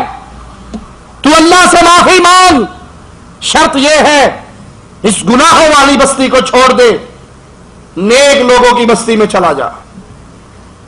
وہ گناہوں والی بستی کو چھوڑتا ہے، نیک بستی کی طرف روانہ ہوتا ہے، آسمان سے فرشتے اتر آتے ہیں، اس کی موت کا پیغام آ جاتا ہے، اور جنتی فرشتے کہتے ہیں ہمارا ہے، جہنمی کہتے ہیں ہمارا ہے۔ جنتی کہتے ہیں توبہ کرنے کے لیے نکلا ہے، نیک بستی میں جانے کے لیے، اللہ کی عبادت کے لیے، معافیوں کے لیے نکلا ہے۔ جہنمی فرشتے جو اس پارٹی کے لیے خاص ہے وہ کہتے ہیں بھلے نکلا ہے، بندے تو 100 مارے ہیں اس نے، یہ ہمارا ہے۔ وہ کہتے ہیں ہمارا ہے۔ اللہ نے ایک فرشتے کو بھیجا، دونوں گروہوں نے اپنا فیصلہ اس کے سامنے رکھا، اپنا مقدمہ اس کے سامنے رکھا، یہ کر کے چلا، یہ کر کے چلا۔ اس نے فیصلہ کیا پیمائش کر لو، نیک بستی اگر نزدیک ہے تو جنتی فرشتے لے جائیں، اور اگر نیک بستی نزدیک نہیں، گناہوں والی بستی نزدیک ہے تو جہنم والے فرشتے لے جائیں۔ جب اس بندے کو پتہ لگا کہ میری موت کا وقت آ گیا، یہ گرتے گرتے ہوئے بھی گھسٹ کے نیک بستی کی طرف سینے کے بل کھسک کے آگے ہوا۔ اللہ کو اپنے بندے پر رحم آیا، جو بستی گناہوں والی تھی مالک نے اس کو دور کر دیا، جو نیکی والی تھی اس کو قریب کر دیا۔ فرشتے اٹھا کر اس کو اپنی جنتوں میں، اللہ کی جنتوں میں لے گئے۔ تو لوگوں، ان لوگوں کی طرح اپنی سیرت بناؤ، اگر غلطی ہو جائے، گناہ ہو جائے، اور گناہ سے بچ کون سکتا ہے؟ گناہ سے بچ کون سکتا ہے؟ ہمارا تو بال بال گناہوں میں جکڑا ہوا، بال بال خطاؤں میں جکڑا ہوا، لیکن ان گناہوں کو اپنی عادت نہ بنائیے۔ گناہ پر ندامت، شرمندگی، اللہ سے حیا، اور پھر اللہ سے معافیوں کے سوال کیجئے۔ اللہ ہمیں ان نیک لوگوں میں شامل فرمائے جو گناہوں پر اللہ سے معافی مانگتے ہیں، اور اللہ ہمارے ساتھ بھی وہی سلوک کرے کہ ہماری زندگی کی خطاؤں کو معاف فرما دے۔ اقول قولی ھذا واستغفر اللہ لی ولکم ولسائر المسلمین فاستغفروہ انہ هو الغفور الرحیم۔ السلام علیکم ورحمۃ اللہ وبرکاتہ۔ نحمده ونصلي على رسوله الكريم۔ اعوذ باللہ من الشیطان الرجیم، بسم اللہ الرحمن الرحیم۔ قل هو اللہ احد اللہ الصمد لم یلد ولم یولد ولم یکن له کفوا احد۔ خوش نصیب ہے وہ انسان جسے اپنی غلطی پر ندامت ہو، جو اپنی خطا پر اصرار نہ کرے بلکہ مالک کے دروازے کے سامنے جھک جائے، اللہ کے سامنے اپنی خطا کا اعتراف کرے، اس سے معافی مانگے، کیونکہ مالک وہ رحمان اور رحیم ذات ہے جو گناہ گاروں کے گناہوں کو معاف کر دیتی ہے۔ کچھ خوش نصیبوں کا تذکرہ ہم نے سابقہ درس میں کیا تھا، جن سے خطا ہوئی اور پھر انہوں نے اللہ کے دربار میں سچی توبہ کر کے اپنے رب کو راضی کر لیا۔ اسی سلسلے کو آگے چلاتے ہیں۔ سیدنا کعب بن مالک رضی اللہ عنہ وارضاہ فرماتے ہیں کہ جتنے بھی غزوات ہوئے سوائے بدر اور تبوک کے میں کسی غزوے سے پیچھے نہ رہا۔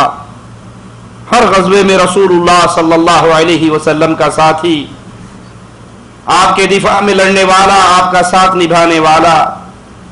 لیکن جب تبوک کا موقع آیا، امام الانبیاء علیہ الصلاۃ والسلام جنگ کے سفر پہ نکلتے ہوئے اپنی منزل کسی کو بتایا نہیں کرتے تھے جنگی اصولوں کے مطابق،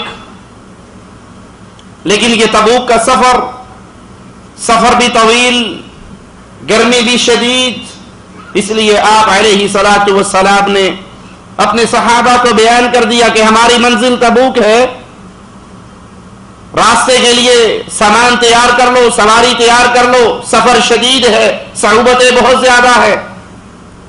امام الانبیاء علیہ الصلاۃ والسلام اپنے صحابہ کو لے کر جمعرات کے دن کوچ فرماتے ہیں۔ سیدنا کعب کہتے ہیں کہ اتنا خوشحال میں کبھی نہ تھا جتنا ان ایام میں تھا، اور میں خوش تھا کہ میرے پاس سواری کے لیے 2 جانور ہیں۔ میں نے کہا کوئی بات نہیں، کل کو جاؤں گا اور سامان خرید کے پھر اپنے سفر کو شروع کر دوں گا۔ لیکن دن پہ دن گزرتے گئے اور میں اس گناہ کے اندر مبتلا ہو گیا اور رسول اللہ صلی اللہ علیہ وسلم سے پیچھے رہ گیا۔ میں مدینے کے بازاروں میں چلتا، مجھے منافقین کے علاوہ کوئی نظر نہ آتے۔ امام الانبیاء علیہ الصلاۃ والسلام تبوک میں پہنچ گئے اور وہاں پہنچ کر پوچھتے ہیں کعب بن مالک کو کیا ہوا؟ تو میری قوم کے ایک شخص نے کہا کہ کعب، اے اللہ کے رسول، اس کی دونوں چادریں اور فخر سے دائیں بائیں دیکھنے نے اس کو غرور میں مبتلا کر دیا اور وہ پیچھے رہ گیا۔ सैयदना मुआज़ बिन जबल रज़ियल्लाहु अन्हु वरदा कहने लगे, तुमने बुरी बात की है ए अल्लाह के रसूल सल्लल्लाहु अलैहि वसल्लम, अल्लाह की कसम हमने उनमें सिवाय खैर के कुछ नहीं देखा। इमामुल अंबिया अलैहि सलातु वस्सलाम वापस तशरीफ लाते हैं। पीछे रह जाने वाले इमामुल अंबिया अलैहि सलातु वस्सलाम के पास पहुंच के अपने बहाने उधर पेश करते हैं, आपसे माफी का सवाल करते हैं, आपके सामने मुनाफिकीन झूठ बोलते हैं, आप उनके ज़ाहिरी जुमलों को ले लेते हैं, बातिन को अल्लाह के हवाले करते हैं और उनके लिए दुआ कर देते हैं। सैयदना काब कहते हैं, मैं भी गया और अल्लाह के रसूल सल्लल्लाहु अलैहि वसल्लम के सामने बैठ गया। आपने मुस्कुराते हुए मुझे देखा, ऐसी मुस्कुराहट जिसमें नाराजगी छलक रही थी। आपने कहा, तुझे क्या हुआ? क्या तूने सवारी नहीं खरीदनी थी? क्या तू सफर के लिए तैयार नहीं था? कहने लगे, हाँ अल्लाह के रसूल सल्लल्लाहु अलैहि वसल्लम, मैंने सवारी भी खरीद ली थी, सवारी मेरे पास थी, सफर के लिए मैं तैयार था। ऐ अल्लाह के हबीब अलैहि सलातु वस्सलाम, अगर मैं आपके अलावा किसी और के सामने बैठता, मैं भी उसको बहाने सुना देता, अपने पास से बातें बना लेता, लेकिन मैं जानता हूं अल्लाह के हबीब अलैहि सलातु वस्सलाम, मैं आपके सामने झूठ नहीं बोल सकता, और अगर झूठ बोलूंगा तो अल्लाह आपको वही करके बता देगा। इतना खुशहाल मैं कभी नहीं था जितना मैं इस मौके पर था। इमामुल अंबिया अलैहि सलातु वस्सलाम ने फरमाया, इसने सच्ची बात की है, उठ जाओ यहां तक कि अल्लाह तुम्हारे बारे में कोई हुक्म नाज़िल करे। फरमाते हैं, मैं उठता हूं, मेरी कौम के लोग मुझे मलामत करते हैं और कहते हैं, तूने कोई बहाना क्यों नहीं किया, तूने कोई उज़र क्यों नहीं अल्लाह के नबी सल्लल्लाहु अलैहि वसल्लम के सामने पेश किया? जैसे और लोग उधर पेश करके चले गए, तू भी उधर पेश कर देता और फिर अल्लाह से सच्चे दिल से माफी मांगता, अल्लाह तेरे गुनाहों को माफ कर देता। कहा, मेरे दिल में भी ये बात आई कि मैं वापस जाऊं, कोई बहाना तलाश दूं, कोई बात कर दूं। मैंने पूछा, क्या जिस तरह का बयान मैंने दिया है, क्या किसी और ने भी ये बयान दिया? कहा, हाँ तेरे अलावा दो और है, हिलाल बिन उमैया और मुरारा बिन रबी, इन दोनों ने भी यही बात की है जो तूने की। तो कहा, उन दोनों का नाम सुन के मैं अपने मौक़िफ़ पे डट गया, ये दोनों बदरी सहाबी थे। मैंने कहा, अल्लाह की कसम मैं अपने बयान को नहीं बदलूंगा। इमामुल अंबिया अलैहि सलातु वस्सलाम ने हम तीनों के साथ लोगों को मना कर दिया, कोई इनसे कलाम न करे। हम बाजारों में जाते, कोई हमारे सलाम का जवाब न देता, हमसे बात न करता। जमीन खुली होने के बावजूद हमारे लिए तंग हो गई। मैं मस्जिद में जाता, रसूलुल्लाह सल्लल्लाहु अलैहि वसल्लम को सलाम कहता और फिर तवज्जो करता आपके मुबारक चेहरे की तरफ कि आपने दिल ही दिल में जवाब दिया है या नहीं। मैं नमाज पढ़ता, जब नमाज पढ़ता तो रसूलुल्लाह सल्लल्लाहु अलैहि वसल्लम मेरी तरफ देखते, और जब नमाज के बाद मैं इमामुल अंबिया अलैहि सलातु वस्सलाम के मुबारक चेहरे की तरफ देखता तो इमामुल अंबिया अलैहि सलातु वस्सलाम अपने चेहरे और नजर को फेर लेते। मेरे दोनों साथी रोते, मैं भी रोता, लेकिन मैं उनसे ज्यादा बहादुर था। मैं लोगों से मिलता, बाजारों में जाता, मस्जिद में आता, नबी को सलाम कहता, आपके साथ नमाजें पढ़ता। ये आजमाइश तो चल ही रही थी कि एक दिन बाजार के अंदर एक इंसान मेरे नाम का सवाल करता हुआ पूछता है, काब को कौन जानता है, उससे मेरी मुलाकात कौन करवाएगा? लोगों ने कहा, वो है। वो मेरे पास आता है और एक ईसाई बादशाह का खत मेरे हवाले करता है, जिस ईसाई बादशाह ने लिखा कि तुम तो अपने कौम के बड़े अच्छे इंसान, बड़े इज्जतदार, बड़े बहादुर, तुम्हारे नबी ने तुम्हारे साथ जफा की है, आओ हमारे पास आ जाओ, हम इज्जत भी देंगे, मकाम भी देंगे, दौलत भी देंगे। मैंने कहा, अस्तगफिरुल्लाह, ये अल्लाह की तरफ से एक और आजमाइश, ये मेरे ईमान के ऊपर हमला करना चाहता है, ये एक और आजमाइश है। मैंने उसके खत को लिया और जलती हुई आग के अंदर फेंक दिया। इमामुल अंबिया अलैहि सलातु वस्सलाम ने अपने सहाबा को मना कर दिया था, कोई हमसे कलाम करने वाला नहीं था। कहा, एक दिन मैं अबू कतादा जो मेरे चचेरे भाई भी हैं उनके बाग में जाता हूं, दीवार फलान के बाग में दाखिल होता हूं और उससे कहता हूं, मैं तुझे अल्लाह की कसम देकर पूछता हूं, क्या तू नहीं जानता मैं अल्लाह से मोहब्बत करता हूं, मैं रसूलुल्लाह से मोहब्बत करता हूं सल्लल्लाहु अलैहि वसल्लम। कहा, मेरा भाई खामोश रहा। मैंने फिर पूछा, वो फिर खामोश रहा। मैंने फिर कहा, मैं तुझे अल्लाह का नाम देकर पूछता हूं, मेरे सवाल का जवाब رسول اللہ سے محبت کرتا ہوں صلی اللہ علیہ وسلم. تو میرے اس بھائی نے کیا کہا کہ اللہ اور اس کا رسول بہتر جانتا ہے. اس کی اس بات کی تصدیق نہیں کی بلکہ کہا اللہ اور اس کا رسول بہتر جانتا ہے. کہا یہ میرا بڑا پیارا بھائی بڑا قریبی دوست تھا. اس کے اس جواب کو سن کر میں روتے ہوئے باغ سے باہر نکل آیا.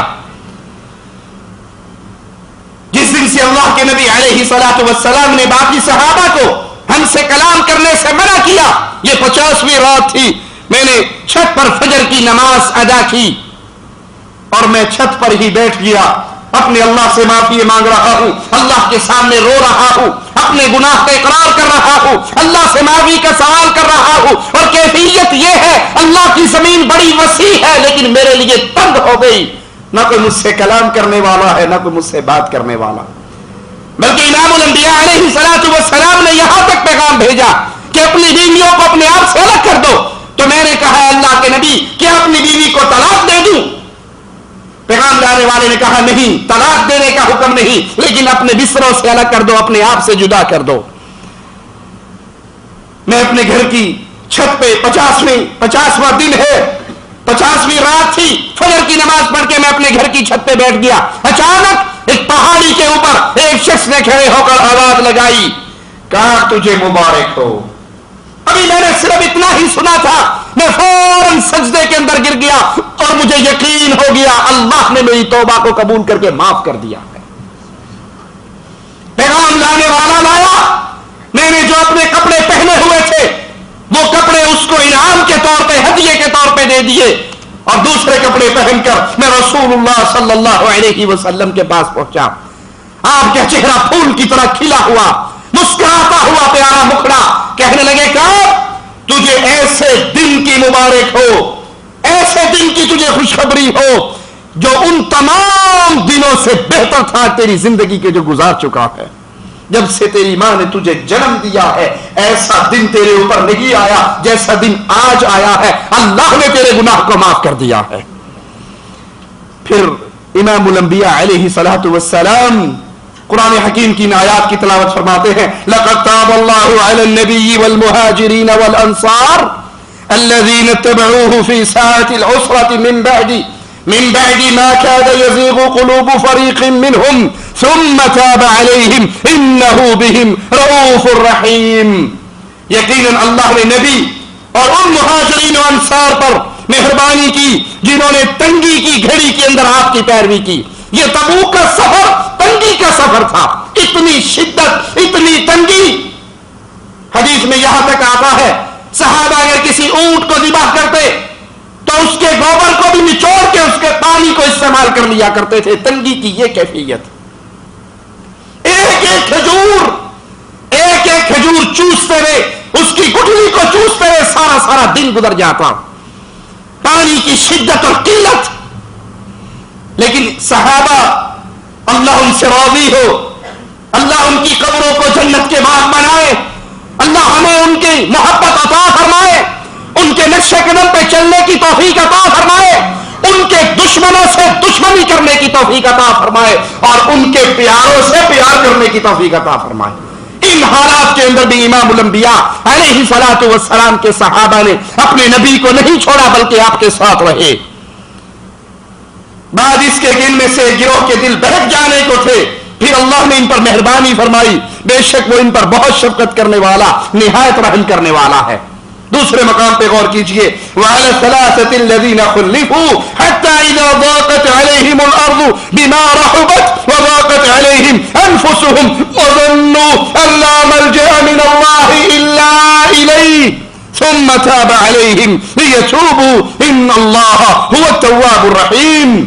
اور ان تین افراد پر بھی اللہ نے مہربانی فرمائی جنہیں حکم الہی کے انتظار میں چھوڑ دیا گیا تھا، یہاں تک کہ زمین اپنی تمام وسعتوں کے باوجود ان پر تنگ ہو گئی تھی، ان کی جانیں بھی ان پر تنگ ہو گئی اور انہوں نے یہ سمجھا کہ اللہ کے غضب سے خود اس کے سوا ان کے لیے کوئی جائے پناہ نہیں ہے. پھر اللہ نے ان پر مہربانی کی تاکہ وہ توبہ قبول کرے، بے شک اللہ زیادہ توبہ قبول کرنے والا ہے. انسان سے گناہ ہو جانا، یہ قصہ مجھے اور آپ کو سبق کیا دیتا ہے؟ انسان سے اگر گناہ ہو جائے وہ اپنے رب کے دروازے کو نہ چھوڑے، وہ اپنے رب سے نا امید نہ ہو، وہ اپنے رب سے تعلق کو کمزور نہ کرے، بلکہ جتنی بڑی غلطی ہوئی ہے اتنا زیادہ اللہ کے دروازے پر اصرار کرے، آنسو بہائے، معافی مانگے، اپنے اللہ کو راضی کرے، اور اللہ اپنے بندوں سے محبت کرنے والا ان کو معاف کر دیتا ہے۔ انہی صحابہ میں سے ابو لبابہ رضی اللہ عنہ وارضاہ ان لوگوں میں سے تھے جو غزوہ تبوک میں رسول اللہ صلی اللہ علیہ وسلم سے پیچھے رہ گئے۔ انہوں نے اس گناہ کی وجہ سے اپنے آپ کو ایک ستون سے باندھ لیا اور کہا اللہ کی قسم نہ کچھ کھاؤں گا نہ کچھ پیوں گا، نہ کچھ کھاؤں گا اور نہ کچھ پیوں گا، یہاں تک کہ یا تو مر جاؤں یا اللہ میری توبہ کو قبول کر کے مجھے معاف کر دے۔ اپنے آپ کو آئے ستون سے، مسجد کے ستون سے باندھ لیا۔ ان کی بیٹی آتی قضاء حاجت کے وقت انہیں کھول دیتی، اس سے فارغ ہو کر وہ پھر اپنے آپ کو ستون سے باندھ لیتے، یہاں تک کہ ایک روایت کے اندر ہے کہ ان کی بصارت اور سماعت بھی ختم ہو گئی، دیکھنا اور سننا بھی ختم ہو گیا، اور وہ بے ہوش ہو گئے، ان پہ کشتی طاری ہوئی۔ 7 دن گزر گئے، نہ انہوں نے کچھ کھایا نہ کچھ پیا، اپنے آپ کو ستون سے باندھے رکھا کہ جب تک اللہ مجھے معاف نہیں کرے گا اس وقت تک میں نہ کچھ کھاؤں گا نہ پیوں گا۔ 7 دن گزر گئے، بغیر کھائے پیے ان پہ غشی طاری ہوئی، بے ہوش ہو گئے، تو پھر اللہ نے ان کی توبہ کو قبول کر لیا اور انہیں معاف کر دیا۔ وہ کہنے لگی اللہ کی قسم میں اپنے آپ کو اپنے ہاتھ سے نہیں کھولوں گا، اس وقت تک ستون سے بندھا رہوں گا جب تک محمد رسول اللہ صلی اللہ علیہ وسلم اپنے مبارک ہاتھوں سے مجھے آزاد نہ کریں۔ اللہ کے نبی علیہ الصلوۃ والسلام تشریف لائے اور اپنے ہاتھ سے ان کو کھولا تو وہ کہنے لگے اللہ کے نبی علیہ الصلوۃ والسلام میری توبہ کا ایک حصہ یہ بھی تھا، توبہ کے اندر ایک یہ بات شامل تھی اگر اللہ نے مجھے معاف کر دیا تو جس گھر میں میں رہتا تھا، جس میں رہ کر مجھ سے یہ گناہ ہوا، وہ گھر اور اپنا سارا مال میں اللہ کے نام پہ صدقہ کر دوں گا، نہ وہ گھر اپنے پاس رکھوں گا نہ وہ مال اپنے پاس رکھوں گا۔ تو امام الانبیاء علیہ الصلوۃ والسلام نے فرمایا نہیں، اپنے مال کا 1/3 تمہارے لیے صدقہ کرنا کافی ہے۔ قرآن حکیم کی یہ آیت سنیے جو انہی صحابہ کے بارے میں سیدنا عبداللہ ابن عباس رضی اللہ عنہ کے بقول نازل ہوئی، وآخرون اعترفوا بذنوبهم خلطوا عملا صالحا وآخر سيئا عسى الله ان يتوب عليهم ان الله غفور رحيم۔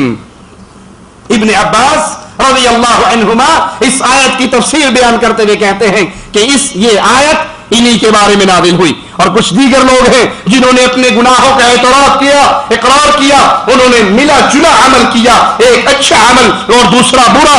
امید ہے اللہ ان کی توبہ قبول فرمائے، یقیناً اللہ بہت بخشنے والا نہایت رحم کرنے والا ہے۔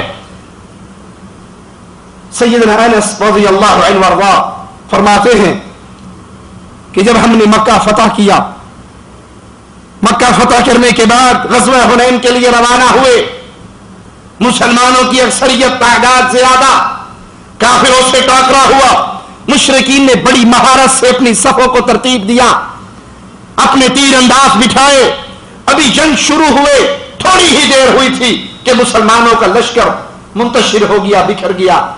امام الانبیاء علیہ الصلوۃ والسلام نے اپنے اصحاب کو آوازیں دی اور خود پیش قدمی کی کفار کی طرف، اے گروہ مہاجرین، اے جماعت انصار۔ امام الانبیاء کی جب آواز گونجی تو تمام صحابہ آپ کی آواز پر لبیک کہتے ہوئے دوڑے، اے اللہ کے نبی علیہ الصلوۃ والسلام ہم حاضر ہیں۔ آپ نے پھر پیش قدمی کی اور جو ہی کفار سے دوبارہ ٹاکرا ہوا اور تھوڑی ہی دیر کے اندر ان کو شکست ہو گئی۔ امام الانبیاء علیہ الصلوۃ والسلام ایک شخص کو 100 اونٹ اور بکریاں عطا کر دی۔ انصاریوں کو نے جب یہ منظر دیکھا، ان میں سے کسی کہنے والے نے کہا کہ ان لوگوں نے رسول اللہ صلی اللہ علیہ وسلم کے خلاف جنگیں کی ہیں، اور آج جب غنیمت کا مال ملا تو اللہ کے نبی صلی اللہ علیہ وسلم نے انہی لوگوں کو مال دے دیا، اور ہم نے آپ کے خلاف کوئی جنگ نہیں کی بلکہ آپ کی مدد کی اور آپ کا ساتھ دیا، اور اللہ کے نبی صلی اللہ علیہ وسلم نے ہمیں کچھ نہیں دیا۔ اور ان لوگوں کو ایک ایک ایک آدمی کو 100 اونٹ اور بکریاں دی. یہ بات رسول اللہ صلی اللہ علیہ وسلم تک پہنچ گئی. آپ نے انصاریوں کو اکٹھا کیا اور کہا یہ بات جو مجھے پہنچی ہے کیا ہے؟ انصاری صحابہ نے کہا اللہ کے نبی علیہ الصلوۃ والسلام آپ کو کیا خبر پہنچی؟ آپ نے فرمایا کیا تم اس بات سے خوش نہیں ہو لوگ اپنے گھروں میں اونٹ اور بکریاں اور جانور لے کر جائیں، تم اپنے گھروں میں محمد رسول اللہ کو لے کر جاؤ صلی اللہ علیہ وسلم. انصاری کہنے لگے اللہ کی قسم اے ہمارے نبی علیہ الصلوۃ والسلام، ہم تو اس بات پہ راضی ہیں کہ لوگ اپنے گھروں میں مال لے کر جائیں، وہ اپنے گھروں کو مال سے مزین کرے اور ہم اپنے گھروں کو محمد رسول اللہ سے مزین کریں صلی اللہ علیہ وسلم، ہم اپنے نبی کو اپنے گھر لے کر جائیں. آپ نے فرمایا اگر لوگ ایک راستے پہ چلے، انصار دوسرے راستے پہ چلے، تو میں اس راستے کا انتخاب کروں گا جس راستے پہ انصار چلے ہوں گے. اور ایک روایت میں یہ بھی ہے کہ آپ نے انصاریوں سے پوچھا کہ جب میں تمہارے پاس آیا کیا تم گمراہ نہیں تھے اور میرے آنے سے اللہ نے تمہیں ہدایت عطا فرمائی؟ انہوں نے کہا کیوں نہیں. کہا آپ نے پھر فرمایا کیا تم فقیر نہیں تھے اور میرے آنے پر اللہ نے تمہیں دولت سے نوازا؟ انصاری کہنے لگے کیوں نہیں. آپ نے فرمایا کیا تم میرے آنے سے پہلے ایک دوسرے کے دشمن نہیں تھے اور میرے آنے پہ اللہ نے تمہارے اندر پیار اور محبت کو پیدا فرمایا؟ انصاریوں نے کہا کیوں نہیں. آپ نے فرمایا اگر تم کہنا چاہو تو یوں کہہ سکتے ہو اور اگر تم کہو تو سچ ہی کہو گے کہ اے اللہ کے نبی کیا آپ بے گھر ہو کر ہمارے پاس نہیں آئے تھے اور ہم نے آپ کو ٹھکانہ دیا تھا؟ اگر تم جواب میں یہ کہو اے اللہ کے نبی آپ بے گھر ہو کے ہمارے پاس آئے اور ہم نے آپ کو ٹھکانہ دیا تو ٹھیک کہو گے. انصاری کہنے لگے اللہ اور اس کا رسول بہتر امن عطا کرنے والا ہے. آپ نے فرمایا اگر تم چاہو تو یہ کہہ سکتے ہو کہ آپ بے یار و مددگار آئے تھے اور ہم نے آپ کی مدد کی، اور اگر تم یہ کہنا چاہو تو کہہ سکتے ہو جب آپ تشریف لائے تو تن دست سے ہم نے آپ کی غمخواری کی. انصاری کہنے لگے اللہ اور اس کے رسول صلی اللہ علیہ وسلم بہتر امن عطا کرنے والے. آپ نے فرمایا اے انصار کی جماعت کیا تم اس بات سے خوش نہیں ہو لوگ اپنے گھروں میں بکریاں اور اونٹ لے جائیں اور تم اپنے گھروں میں اللہ کا رسول لے جاؤ صلی اللہ علیہ وسلم. انہوں نے کہا کیوں نہیں اے اللہ کے حبیب ہم اس صحابی ہیں. آپ نے فرمایا لوگ اگر ایک وادی میں چلے انصار دوسری وادی میں چلے تو میں انصار کی وادی میں چلوں گا، اور اگر ہجرت نہ ہوتی تو میں بھی انصار ہی میں سے ایک شخص ہوتا، اگر ہجرت نہ ہوتی میں بھی تم میں سے ایک شخص ہوتا. لوگ باقی انصار کے علاوہ باقی لوگ اوپر والا کپڑا ہے اور انصار میرا وہ کپڑا ہے جو جسم کے ساتھ بالوں کے ساتھ لگا ہوا ہوتا ہے. انصاریوں کے علاوہ جو لوگ ہیں وہ میرا اوپر والا لباس ہے اور انصاری میرا جسم کے اندر والا لباس ہے جو میرے جسم کے ساتھ لگا ہوا. انصاری خوش ہو گئے اور کہا اللہ کے نبی ہم راضی ہیں اس بات پر، ہم خوش ہیں اس بات پر. اگر ان میں سے کسی نے یہ جملے کہے تو پھر فوراً اللہ کی طرف رجوع کیا اور اس بات پہ راضی ہوئے جو بات رسول اللہ صلی اللہ علیہ وسلم ان کے سامنے پیش کی. عبداللہ بن مرزوق ان کی توبہ کا واقعہ سنیے. کہتے ایک دن محفل جمی ہوئی، لہو و لعب کی محفل، اس میں اس طرح غرق ہوئے ظہر کی نماز بھی نکل گئی، عصر کی نماز بھی نکل گئی، مغرب کی نماز بھی نکل گئی. ان کی چہیتی باندھی نے ان کو یاد کروایا کہ نماز کا وقت ہے، اور جب عشاء کی نماز کا وقت آیا تو اس باندھی نے آگ کا ایک انگارہ اٹھا کے ان کے پاؤں پہ رکھ دیا جس سے انہیں شدید تکلیف ہوئی. کہنے لگے تو نے یہ کیا کیا؟ وہ کہنے لگی یہ تو دنیا کی آگ ہے جس کے انگارے کو آپ برداشت نہیں کر سکے. حشر کی آگ کو کیسے برداشت کرو گے؟ ظہر عصر مغرب عشاء کا وقت آ گیا، آپ نے کوئی نماز نہیں پڑھی. یہ بات سننی تھی، یہ جملے دل میں ایسے اترے، اللہ کا ایسا ڈر دل میں بیٹھا، ساری لوڈیوں کو آباد کر دیا، غلاموں کو آباد کر دیا اور اپنے سارے مال کو اللہ کے لیے صدقہ کر دیا. ایک دن امام سفیان بن عیینہ اور فضیل بن عیاض رحمہ اللہ ان کے پاس آئے. ان کی حالت، کہاں مال کی وہ کیفیت، کہاں دنیا کی وہ فروانی، اور اب کا منظر کیا تھا؟ ایک اینٹ کو اپنے سر کے نیچے رکھے ہوئے اس کا تکیہ بنا کر لیٹے ہوئے سوئے ہوئے، اینٹ کا تکیہ بنا کر، کوئی بستر نہیں، کوئی کچھ نہیں، زمین پہ تکیے کی جگہ پہ اینٹ رکھی ہوئی۔ امام سفیان کہتے ہیں کہ جب اللہ کا کوئی بندہ اللہ کے لیے کسی گناہ کو چھوڑتا ہے، اللہ کے لیے کسی چیز کو ترک کرتا ہے، اللہ اس کا نعم البدل ضرور عطا کرتا ہے۔ یہ یاد رکھیے، اللہ اپنے بندوں کو ضائع نہیں کرتا۔ اگر کوئی بندہ بینکی نوکری پہ ہے اور اللہ کی رضا کے لیے وہ سود والے بینک سے اپنا معاملہ ختم کر لیتا ہے، بظاہر نظر آئے گا کہ ہر مہینے 50,000 60,000 روپے آتے تھے، اب وہ بند ہو گئے، لیکن اللہ ایسے بندے کو کبھی ضائع نہیں کرے گا، اسے وہاں سے رزق دے گا جہاں سے اس کا گمان بھی نہیں ہوگا۔ اللہ کے لیے اگر کوئی چیز چھوڑی جائے، اللہ کے لیے اگر کوئی معاشرہ کیا جائے، اللہ اس کا نعم البدل عطا کرتا ہے۔ تو کہتے ہیں آپ نے دنیا کی لذتوں کو اور سارے دنیا کو چھوڑ دیا، ترک دنیا سے اللہ نے آپ کو کیا دیا؟ آپ کو کیا ملا وہ بتائیے؟ کہا مجھے اللہ نے ترک دنیا سے یہ دیا کہ میں جس حال میں ہوں، پہلے کس حال میں تھا؟ ریشم کے بستر، غلام، لونڈیے، باندیے، محفلیں، قصر، محلات، دنیا، اور اب میں کس حال میں ہوں؟ مٹی پہ لیٹا ہوں، اینٹ میرا تکیہ ہے۔ اللہ نے مجھے یہ دیا کہ اس زندگی پر میرے دل کو راضی کر دیا، میرے دل میں اس سابقہ زندگی کا تصور بھی نہیں آتا۔ اور یہ بہت بڑی اللہ کی رحمت ہے کہ اللہ بندے کو شکر کا یہ مقام عطا کرتے ہیں۔ ایک بادشاہ کے بارے میں ذکر آتا ہے کہ وہ کھانا کھانے سے پہلے کسی مہمان کو اپنے ساتھ دسترخوان پہ ضرور بٹھایا کرتا تھا، اس کے بغیر نہیں کھانا کھاتا تھا۔ اب یہ سفر پہ ہے، اپنے ساتھیوں سے کہتا ہے کوئی مہمان ڈھونڈ کے لاؤ، کوئی آدمی ڈھونڈ کے لاؤ جو میرے ساتھ بیٹھ کے کھانا کھائے۔ کہا بادشاہ سلامت، جنگل میں کہاں سے ڈھونڈ کے لاؤ، کو دیکھو کوئی نہ کوئی ملے گا۔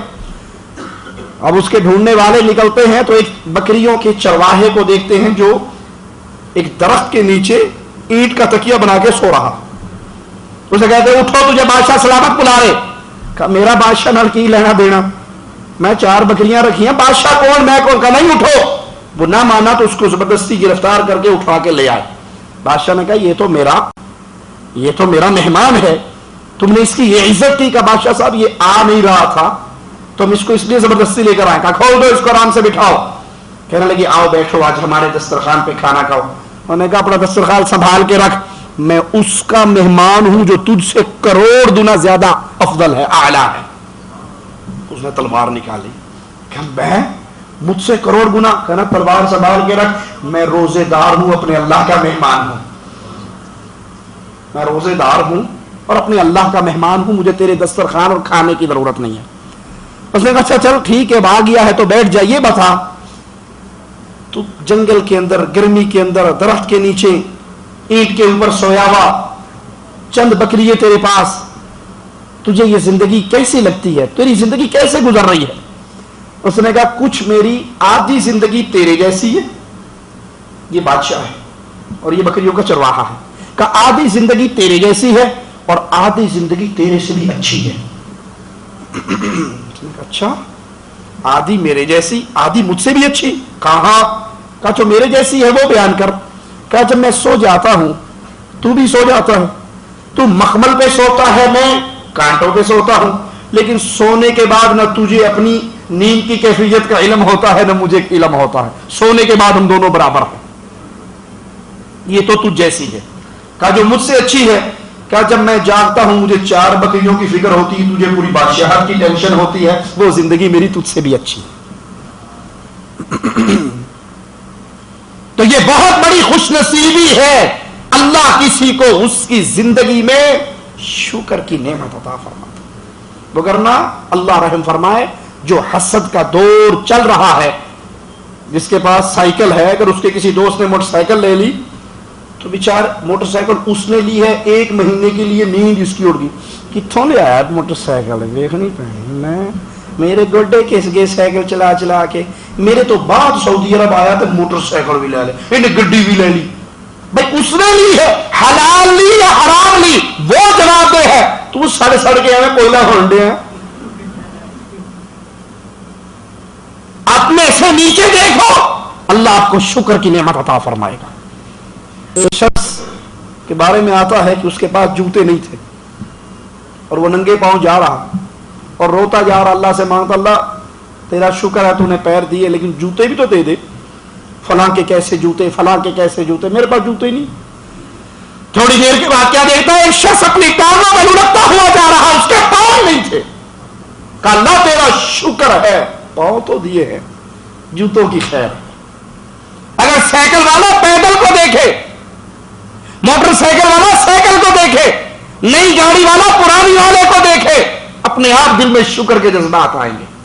اور اگر اپنے سے اوپر دیکھو گے, کرن جو بھی کچھ رہو گے نہیں, لیکن سڑ سڑ کے اندر ہی اندر ختم ہو جاؤ گے.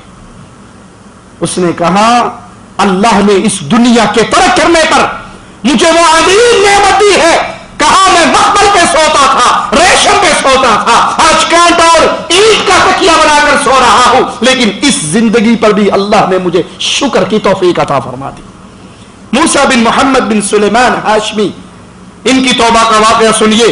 یہ اپنے بھائیوں میں سب سے زیادہ عیش و عشرت کی زندگی گزارنے والے, کھانا پینا, اچھا لباس, اچھی خوشبو, غلام, لونڈیے, باندیے, محلات, یہ ان کا شغل, یہ ان کی فکر, یہ ان کا غم. ایک رات ان کے محل کے اندر شراب و شباب کی محفل جمی ہوئی. اچانک ایک ایسا نغمہ اس کے کان سے ٹکراتا ہے جس کا درد بھی بڑا عجیب ہے, جس کی سوچ بھی بڑی نرالی ہے. یہ وہ نغمہ نہیں جو اس کے سامنے تار بجانے والے, ساز بجانے والے بجاتے تھے. یہ کسی عجیب طرح کی باتیں ہیں اور عجیب طرح کا نغمہ ہے. اپنے غلاموں سے کہتا ہے ڈھونڈو یہ کون گا رہا ہے اور اس کو فوراً میرے پاس لے کر آؤ. اس کے غلام ڈھونڈنے کے لیے نکلتے ہیں. قریب ہی ایک مسجد کے اندر ایک نوجوان ہے جس کا جسم سوکھا ہوا, جس کے اوپر 2 پرانی چادریں ہیں, جس کے ہونٹ سوکھ چکے ہیں, جس کا رنگ پیلا ہو چکا ہے, جس کے بال خاک آلود ہیں, اور وہ مسجد کے اندر کھڑا ہوا اپنے رب سے باتیں کر رہا اور اپنے رب کے کلام کی تلاوت کر رہا. اور اتنی پیاری آواز کہ وہ آواز جب موسیٰ ہاشمی کے کان میں پڑتی ہے وہ مجبور ہو جاتا ہے اپنی محفل کو چھوڑ کر اس نوجوان کو اپنے پاس بلانے کے لیے. اس کو لے کر آ جاتے ہیں. وہ پوچھتا ہے یہ کون ہے؟ کہا یہی وہ نغمہ گا رہا تھا تیرے محل کے پاس قریب ہی ایک مسجد کے اندر. اسے کہتے ہیں تو کیا پڑھ رہا تھا, کیا کہہ رہا تھا؟ وہ کہنے لگا میں اپنے رب کا کلام پڑھ رہا تھا. کہا مجھے بھی سنا. تو انہوں نے سنانا شروع کیا, ان الابرار لفی نعیم علی الارائک ینظرون تعرف فی وجوہہم نظرۃ النعیم. بے شک نیک لوگ نعمت میں ہوں گے, تختوں پر بیٹھے ہوئے نظارے کریں گے, تم ان کے چہروں کی تازگی سے ہی نعمت کو محسوس کر لو گے, معلوم کر لو گے. یسقون من رحیق مختوم ختامہ مسک, انہیں خالص سرد مہر شراب پلائی جائے گی جس کی مہر کستوری کی ہوگی. وفی ذلک فلیتنافس المتنافسون. تو نعمتوں کے شائقین کو, نعمت کی تلاش کا شوق رکھنے والوں کو چاہیے کہ اسی سے رغبت کرے, اس نعمت کے لیے دوڑے, اس نعمت کی تلاش میں لگے, اس نعمت کی فکر کرے. یہ دنیا کا آرام, یہ دنیا کی آسائشیں, یہ دنیا کے محلات تو یہی رہ جانے والے ہیں, اور جنت کی یہ نعمتیں ہمیشہ کی نعمتیں ہیں. وَمِزَاجُهُ مِن تَسْنِيم عَيْنٍ يَشْرَبُ بِهَا الْمُقَرَّبُونَ. اس میں تسنیم کی آمیزش ہوگی, وہ ایک چشمہ ہے جس میں سے اللہ کے مقرب لوگ پیئیں گے. اے دنیا کی نعمتوں کی وجہ سے دھوکے میں مبتلا ہونے والے انسان, جنت کی مجلس ہے, جنت کی محفلیں, جنت کے لباس, جنت کے قالین دنیا کے آرام کے سامان سے کہیں زیادہ پیارے ہیں. رسول اللہ صلی اللہ علیہ وسلم کا فرمان ہے جنت میں ایک کوڑا رکھنے کی جگہ, ایک کوڑا رکھنے کی جگہ دنیا اور دنیا میں جو کچھ ہے سب سے زیادہ قیمتی ہے. جنت کی حور کا سر کا دوپٹہ پوری دنیا مل کے اس ایک دوپٹے کی قیمت نہیں بن سکتے. آج مسلمان اس دنیا کے دھوکے میں کیسے پڑے ہوئے کہ نہ انہیں اللہ یاد رہا, نہ قرآن یاد رہا, نہ فرمان مصطفیٰ یاد رہا, نہ دین اسلام سے رغبت یاد رہی. شیطان نے معیشت کا ایسا چکر چلایا یہ نہیں کہ وہ بھوکے سوتے ہیں، نہیں، یہ منہ جو انسان کا یہ بھرتا رہی ہے، یہ پیٹ انسان کا بھرتا رہی ہے۔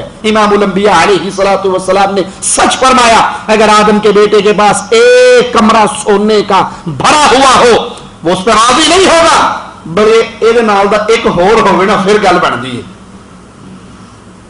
ایک کوٹھی خریدنے کے بعد، ماڈل ٹاؤن میں ایک پلاٹ لینے کے بعد، یہ تو ہو گیا نا بڑے بیٹے کے لیے، ایک بیٹا اور ہے، اگر ایک پلاٹ اور ہو جائے نا بڑھاپا بڑا ہی اچھا گزرے گا۔ یہ نہیں پتا ان بیٹوں کی جب بیٹیاں آئیں گی تیرا سلوک کی کرن گیا، اس کا نہیں پتا ابھی۔ یہ مستقبل سنوارنا ہے تو یہ مستقبل ہے۔ جنت کے بستر کا حال سنیے، بطائنها من استبرق، جن کے استر موٹے ریشم کے ہوں گے۔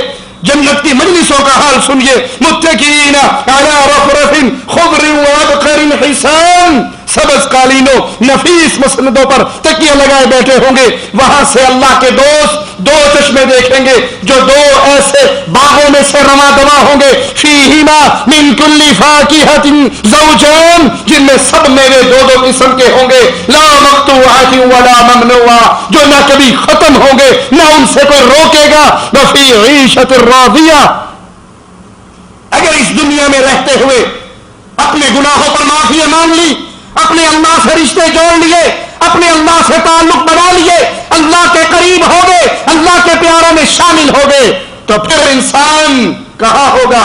فی عیشۃ راضیہ، من مان عیش میں ہوگا، فی جنت عالیہ، بہشت بری میں ہوگا، لا تسمع فیہا لاغیہ، اس میں کوئی جھوٹی لغو بات نہ سنے گا، فیہا عین جاریہ، اس میں ایک چشمہ ہوگا، فیہا سرر مرفوعہ، اس میں اونچے تخت ہوں گے، واکواب موضوعہ ونمارق مصفوفہ وزرابی مبثوثہ، آپ خورے قرینے سے رکھے ہوئے، گاؤں تک یہ قطار در قطار لگے ہوئے، نفیس مسندیں بچھی ہوئی، اور وہ کیسے مقام پر ہوں گے، کیسے ٹھکانے پر ہوں گے؟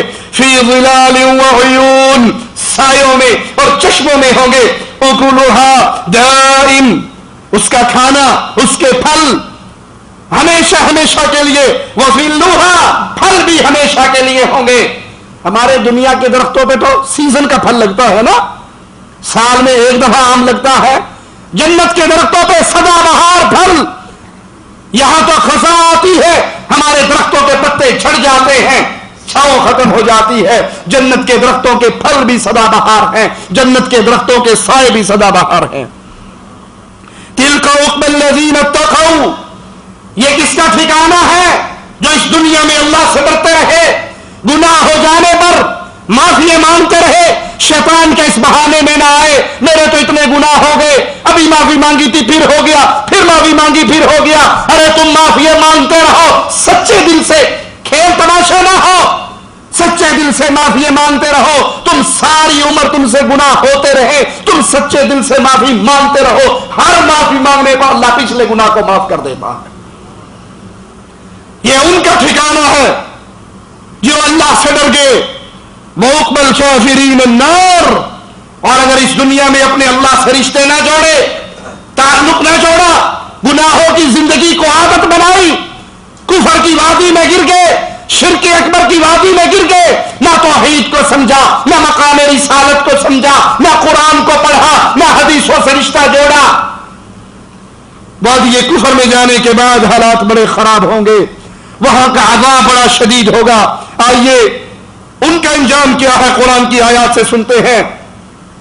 لا یفتر عنہم وہم فیہ مبلسون، ایسے عذاب کے اندر جو ان سے ہلکا نہ کیا جائے گا اور وہ اس میں نا امید ہو کر پڑے رہیں گے۔ ان المجرمین فی ضلال وسعر، بے شک گناہگار لوگ گمراہی اور دیوانگی میں مبتلا ہوں گے۔ یوم یسحبون فی النار علی وجوہہم، اللہم لا تجعلنا منہم ولا معہم ولا فیہم، اے اللہ ہمیں ان بد نصیبوں کے اندر شامل نہ فرمانا، ہمیں اپنی رحمت سے اپنے جنت میں داخل ہونے والے اپنے پیاروں میں شامل فرمانا۔ اس جہنم میں جانے والوں کا منظر، یوم یسحبون فی النار علی وجوہہم ذوقوا مس سقر، جس روز منہ کے بل دوزخ میں گھسیٹے جائیں گے اور ان سے کہا جائے گا اب آگ کا مزہ چکھو. دنیا میں کیا کہا کرتے تھے؟ اے جہاں میٹھا اگلا جا کے میٹھا. یہ جہاں مزہ کرنے کی زندگی کا، اچھی زندگی گزارنے کا ایک موقع ہے. مزے کر لو، آزاد ہو جاؤ. ایک شخص کے گھر کے اندر شراب و شباب کی محفلیں لگی ہوئی. ایک گزرنے والا اللہ کا ولی پاس سے گزرتا ہے، دروازہ بجاتا ہے، اس کی لونڈی دروازے پہ آتی ہے. وہ اس سے پوچھتا ہے یہ گھر غلام کا ہے یا آزاد کا ہے؟ لونڈی یہ سمجھی کہ جو معروف غلام اور آزاد ان کے بارے میں سوال کا نہیں، یہ آزاد کا گھر ہے، غلام کا نہیں. کہا میں بھی یہی سمجھا کہ جتنی موسیقی کی آواز گھر میں سے آ رہی لگتا ہے یہ کسی کا غلام نہیں ہے، اور اگر یہ کسی کا غلام ہوتا تو اس کے قانون کے مطابق زندگی گزارتا. یہ کہہ کر واپس گئی. گھر والے نے پوچھا یہ چلا گیا. گھر والے نے پوچھا کون تھا؟ کہا پتہ نہیں، مولوی صاحب آئے تھے. کہا کیا کہا تھا؟ کہا تھا کہ یہ گھر آزاد کا ہے یا غلام کا. کہا پھر تو نے کیا کہا؟ کہ میں نے کہا کہ یہ گھر آزاد کا ہے. کہا اس نے جواب میں کچھ کہا؟ کہا ہاں وہ ایک جملہ کہہ کر گئے تھے اگر یہ غلام کا گھر ہوتا تو اس کو اپنے آقا کی بات ماننی پڑتی، واقعی یہ آزاد کا گھر ہے جس کا کوئی آقا نہیں ہے. یہ جملے اس کے دل پہ تیر کی طرح برسے کہ میں تو اپنے اللہ کا غلام تھا، میں کہاں سے آزاد ہو گیا؟ یہ شیطان کے چکر میں آیا، اسی وقت لونڈیوں کو آزاد کر دیا، غلاموں کو آزاد کر دیا، شراب کے مٹکوں کو توڑ دیا، محفل کو برخاست کر دیا، اور روتے رہے اس کی تلاش میں نکلے اور اللہ سے سچی توبہ کر کے اللہ کے پیاروں میں شامل ہو گئے. اگر زندگی ایسے گزری پھر تو مبارک ہو، اور اگر زندگی جانوروں کی طرح گزری، کھانا پینا، بچے پیدا کرنا، سو جانا، سامان اٹھا کے گھر میں لے آنا اور سمجھنا یہی زندگی ہے، تو پھر کہا جائے گا چکھو ذوقوا مس سقر، چکھو آگ کے عذاب کو. ایک گناہگار شخص ابراہیم بن ادہم کے پاس آتا ہے اور آ کر کہتا ہے مجھے کچھ نصیحت کیجیے، میری زندگی گناہوں میں ڈوبی ہوئی. اس واقعے پر اللہ سے دعا ہے اللہ سب سے پہلے کہنے والے کو فکر اور عمل کرنے کی توفیق عطا فرمائے، پھر ہر سننے والے کو یہ واقعہ، یہ باتیں اپنے سامنے رکھ کر اپنی زندگی کے 24 گھنٹوں کا امتحان لینے کی توفیق عطا فرمائے. کہا میری زندگی گناہوں میں ڈوبی ہوئی، مجھے نصیحت کیجئے، مجھے کچھ سمجھائیے. تو کہنے لگے میں تجھے 5 باتوں کی نصیحت کرتا ہوں. اور پہلی بات یہ ہے کہ اگر تو اللہ کی نافرمانی کرنا چاہے، اگر تیرا دل تجھے گناہ کی طرف لے کر آئے، اللہ کی بغاوت کی طرف لے کر آئے، تو کر ایک شرط پر، جس اللہ کی نافرمانی کر رہا ہے اس اللہ کا دیا ہوا رزق کھانا چھوڑ دے. اس نے کہا یہ کیسے ممکن ہے؟ یہ کیسے ممکن ہے؟ ہر چیز تو اللہ کی دی ہوئی ہے. گندم اللہ اگاتا ہے، ہم تو زمین کے اندر دانے ڈال کے، مٹی ڈال کے دفن کر کے آ جاتے ہیں. ان انگوریوں کو اگانے والا تو اللہ ہے، بارش برسانے والا تو اللہ ہے، پھل پیدا کرنے والا تو اللہ ہے، ہوا اللہ نے بنائی ہے، سورج اللہ نے پیدا کیا ہے. جن بد نصیبوں کو صرف جمعے کی نماز نصیب ہوتی ہے وہ سوچے اللہ کے لیے، کیا ہماری یہ آنکھیں صرف جمعے والے دن کام کرتی ہیں کہ ہم جمعہ پڑھ کے اس کا حق ادا کرتے ہیں؟ کیا روٹی ہم صرف جمعے والے دن کھاتے ہیں، باقی پورا ہفتہ کھانا نہیں کھاتے؟ باقی پورا ہفتہ ہم پانی نہیں پیتے؟ باقی پورا ہفتہ ہم سانس نہیں لیتے؟ باقی پورا ہفتہ ہمارے ہاتھ، ہماری زبان، ہمارا کان، ہمارا ناک، ہمارا دل، ہمارے گردے پھیپڑے، ہمارا جسم وہ حرکت میں نہیں رہتا؟ کیا یہ صرف ایک دن کام کرتا ہے کہ ہم سمجھتے ہیں بس جمعے کی نماز پڑھ لی اللہ اللہ خیر صلی اللہ، اتنے زیادہ حاجی لک لک بننے کی بھی لوڑ کوئی نہیں. بوڑھا میں جب بڑھاپے میں جائیں گے، بوڑھے ہو جائیں گے، پھر مسجد ہوگی، گھر ہوگا، مصلی ہوگا، کچھ اور کرنے کے قابل تو رہیں گے نہیں. اس وقت اللہ اللہ اللہ کر لیں گے. ابھی تو جوان ہوں اور بہت کچھ کرنے کا ٹائم باقی. انا للہ و انا الیہ راجعون. کہاں پر گناہ کرنے کا دل چاہے اس اللہ کی نافرمانی کرنے کا، اس کا دیا ہوا رزق کھانا چھوڑ دے. کہا پھر کیا کھاؤں گا؟ اگر اس کا رزق چھوڑ دیا کیا کھاؤں گا؟ ہوا اس کی ہے، پانی اس کا ہے، رزق اس کا ہے، پھل اس کے ہیں، میوے اس کے ہیں، ہر چیز تو اس نے پیدا کی. کہا اس کا کھاتا ہے، اس کا کھاتا ہے اور پھر اس کو ناراض کرتا ہے. اپنے دروازوں پر جن کے لیے اللہ نے جس جس موقع پر اجازت دی ہے، جانوروں کی رکھوالی کے لیے، سیکورٹی کے لیے لوگوں نے کتے پالے ہوئے ہوتے ہیں نا، 2 ٹائم کی روٹی ڈالتے ہیں، ہڈیاں ڈالتے ہیں اس کو، بچا ہوا کھانا پھینکتے ہیں. کبھی وہ کھانا کھا کر بے وفائی بھی کرتا ہے، دشمن کے سامنے کیسا پڑتا ہے، کیسے حفاظت کرتا ہے، آپ کے قدموں میں کیسے اپنے منہ کو زمین پہ لگاتا ہے، دم کو ہلاتا ہے. ایک ٹائم روٹی آپ نہ دو وہ بھوکا بیٹھا رہے گا لیکن آپ کا دروازہ نہیں چھوڑے گا. کیا اس جانور سے بھی ہمیں کوئی نصیحت نہیں ملتی؟ اللہ نے ہمیں پیدا کیا ہے، عزت دی ہے، رزق دیا ہے، جوانی دی ہے، صحت دی ہے، نعمتیں دی ہے، رزق دیا ہے، ایک ایک چیز اللہ کی عطا کردہ ہے. لیکن یہ ماتھا اس اللہ کے لیے زمین پہ رکھتے ہوئے ہمیں تکلیف ہوتی ہے. انا للہ و انا الیہ راجعون. کہا اس کا کھا کر پھر اس کی نافرمانی کرتا ہے. کہا دوسری بات سنائیے، کہا اگر نافرمانی کرنے کا جی چاہے تو اللہ کے ملک سے، اللہ کے علاقے سے، آسمان کے نیچے اور زمین کے اوپر سے کہیں اور چلا جا، کہیں اور جا کر نافرمانی کر. اللہ کی دی ہوئی چھت استعمال نہ کر، اللہ کا دیا ہوا فرش استعمال نہ کر. کہا سبحان اللہ، اور کہاں جاؤں؟ میں تو کہیں جا ہی نہیں سکتا. کہا اس کے گھر میں رہتا ہے. یہ گھر ہمیں کس نے دیا ہے؟ اللہ نے. اس کے گھر میں رہتا ہے، اس کے دسترخوان سے کھانا کھاتا ہے، پھر اس کو ناراض کرتا ہے. کہا تیسری بات بتاؤ. کہا جب گناہ کرنے کا جی چاہے وہاں جا کر گناہ کر جہاں تجھے اللہ نہ دیکھ سکے. وہاں جا کر گناہ کر جہاں تجھے اللہ نہ دیکھ سکے. وہ کہنے لگا سبحان اللہ، ایسی کون سی جگہ ہے جہاں اللہ نہ دیکھ سکے؟ کالی چیونٹی کالی رات کالے پہاڑ کی جڑ میں چلتی ہے، اللہ اپنے عرش پہ ہوتے ہوئے اس کو وہاں پر دیکھ رہا ہے، اس کا رزق دے رہا ہے، اس کے پاؤں کی دھمک اپنے عرش پہ سن رہا ہے. ایسی تو کوئی جگہ نہیں جہاں میں اللہ سے چھپ جاؤں. ایک استاد نے اپنے شاگردوں کا امتحان لیتے ہوئے ہر کسی کو ایک ایک مرغی یا کبوتر پکڑایا، جاؤ اس کو ذبح کرو، لیکن شرط لگائی کہ وہاں ذبح کرنا جہاں کوئی نہ دیکھ رہا ہو. ہر شاگرد چھپ چھپ کے کونوں کھدروں میں بیٹھ کے ذبح کر کے لے آیا، ایک زندہ سلامتی لے آیا. جگہ تو یہ کہا تھا وہاں ذبح کرنا جہاں کوئی نہ دیکھ رہا ہو، تو زندہ کیوں لے آیا؟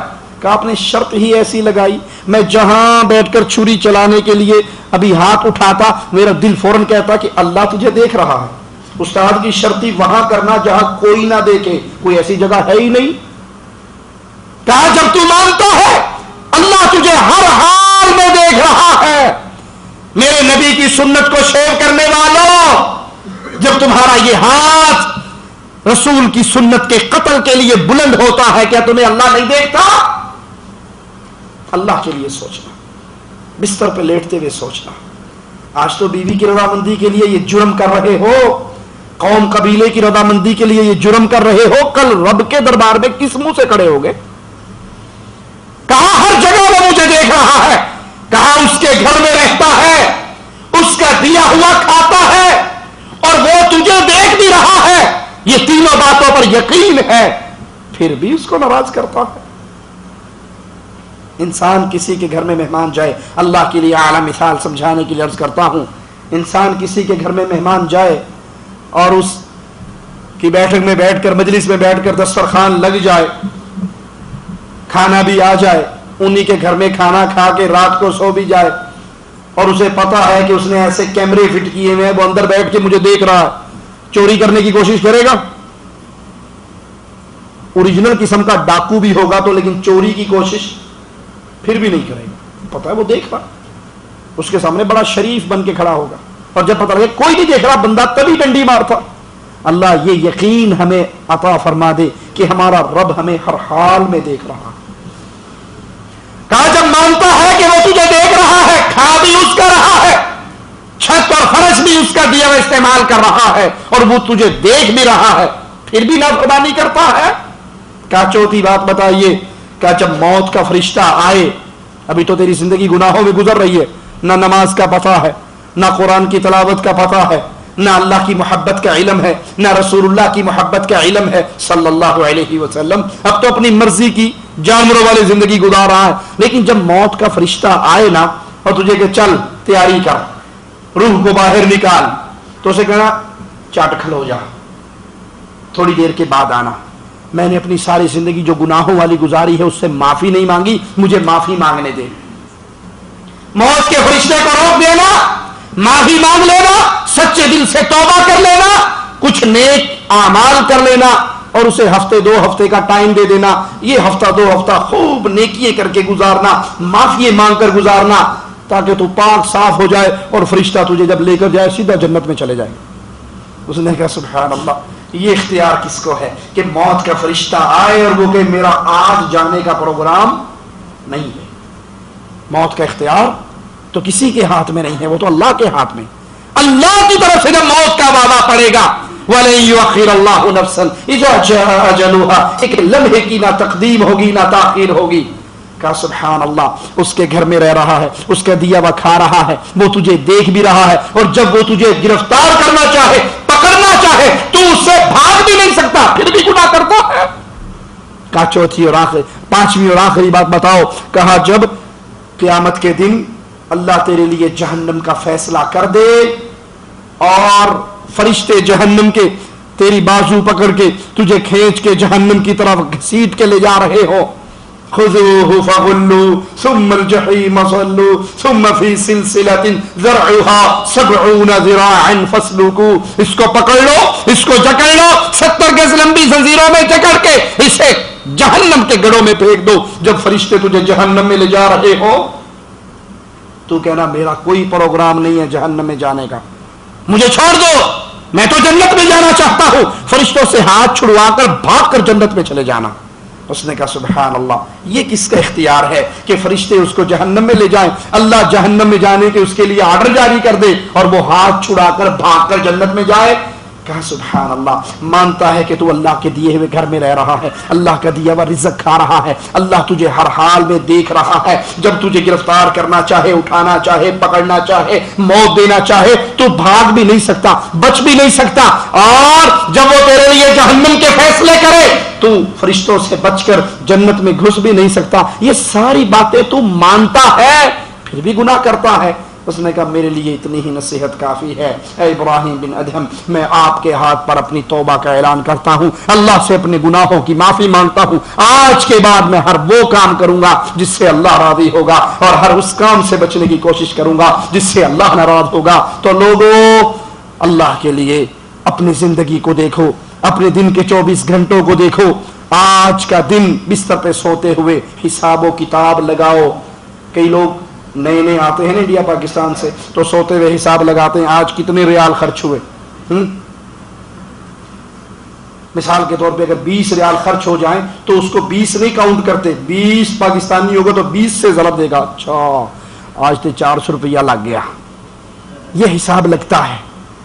یہ حساب بھی لگاؤ 24 گھنٹوں میں کتنے گھنٹے اللہ کو راضی کیا ہے، کتنے گھنٹے شیطان کو راضی کیے ہیں، کتنے سانس مجھے جہنم کی طرف قریب کر رہے ہیں، کتنے سانس مجھے جنت کے قریب کر رہے ہیں. اللہ سے دعا ہے اللہ ہمارے گناہوں کو معاف فرما دے، اللہ ہماری خطاؤں کو معاف فرما دے، اللہ ہماری سیاہ کاریوں کو معاف فرما دے، اللہ ہمیں زندہ رکھے، اسلام پہ رکھے، موت دے تو اس حال پہ دے اللہ ہم سے راضی ہو اور ہم اپنے اللہ سے راضی ہوں. یہ ایک بھائی نے دعاؤں کی درخواست کی ہے، کسی پریشانی میں ہے، اللہ سے دعا ہے اللہ اس کی پریشانیوں کو دور فرمائے، اللہ ہمیں زندہ رکھے، ایمان پر رکھے، موت دے تو اس حال میں دے، اللہ ہم سے راضی ہو، ہم اپنے اللہ سے راضی ہوں. اقول قولی ھذا واستغفر اللہ لی ولکم ولسائر المسلمین فاستغفروہ انہ هو الغفور الرحیم.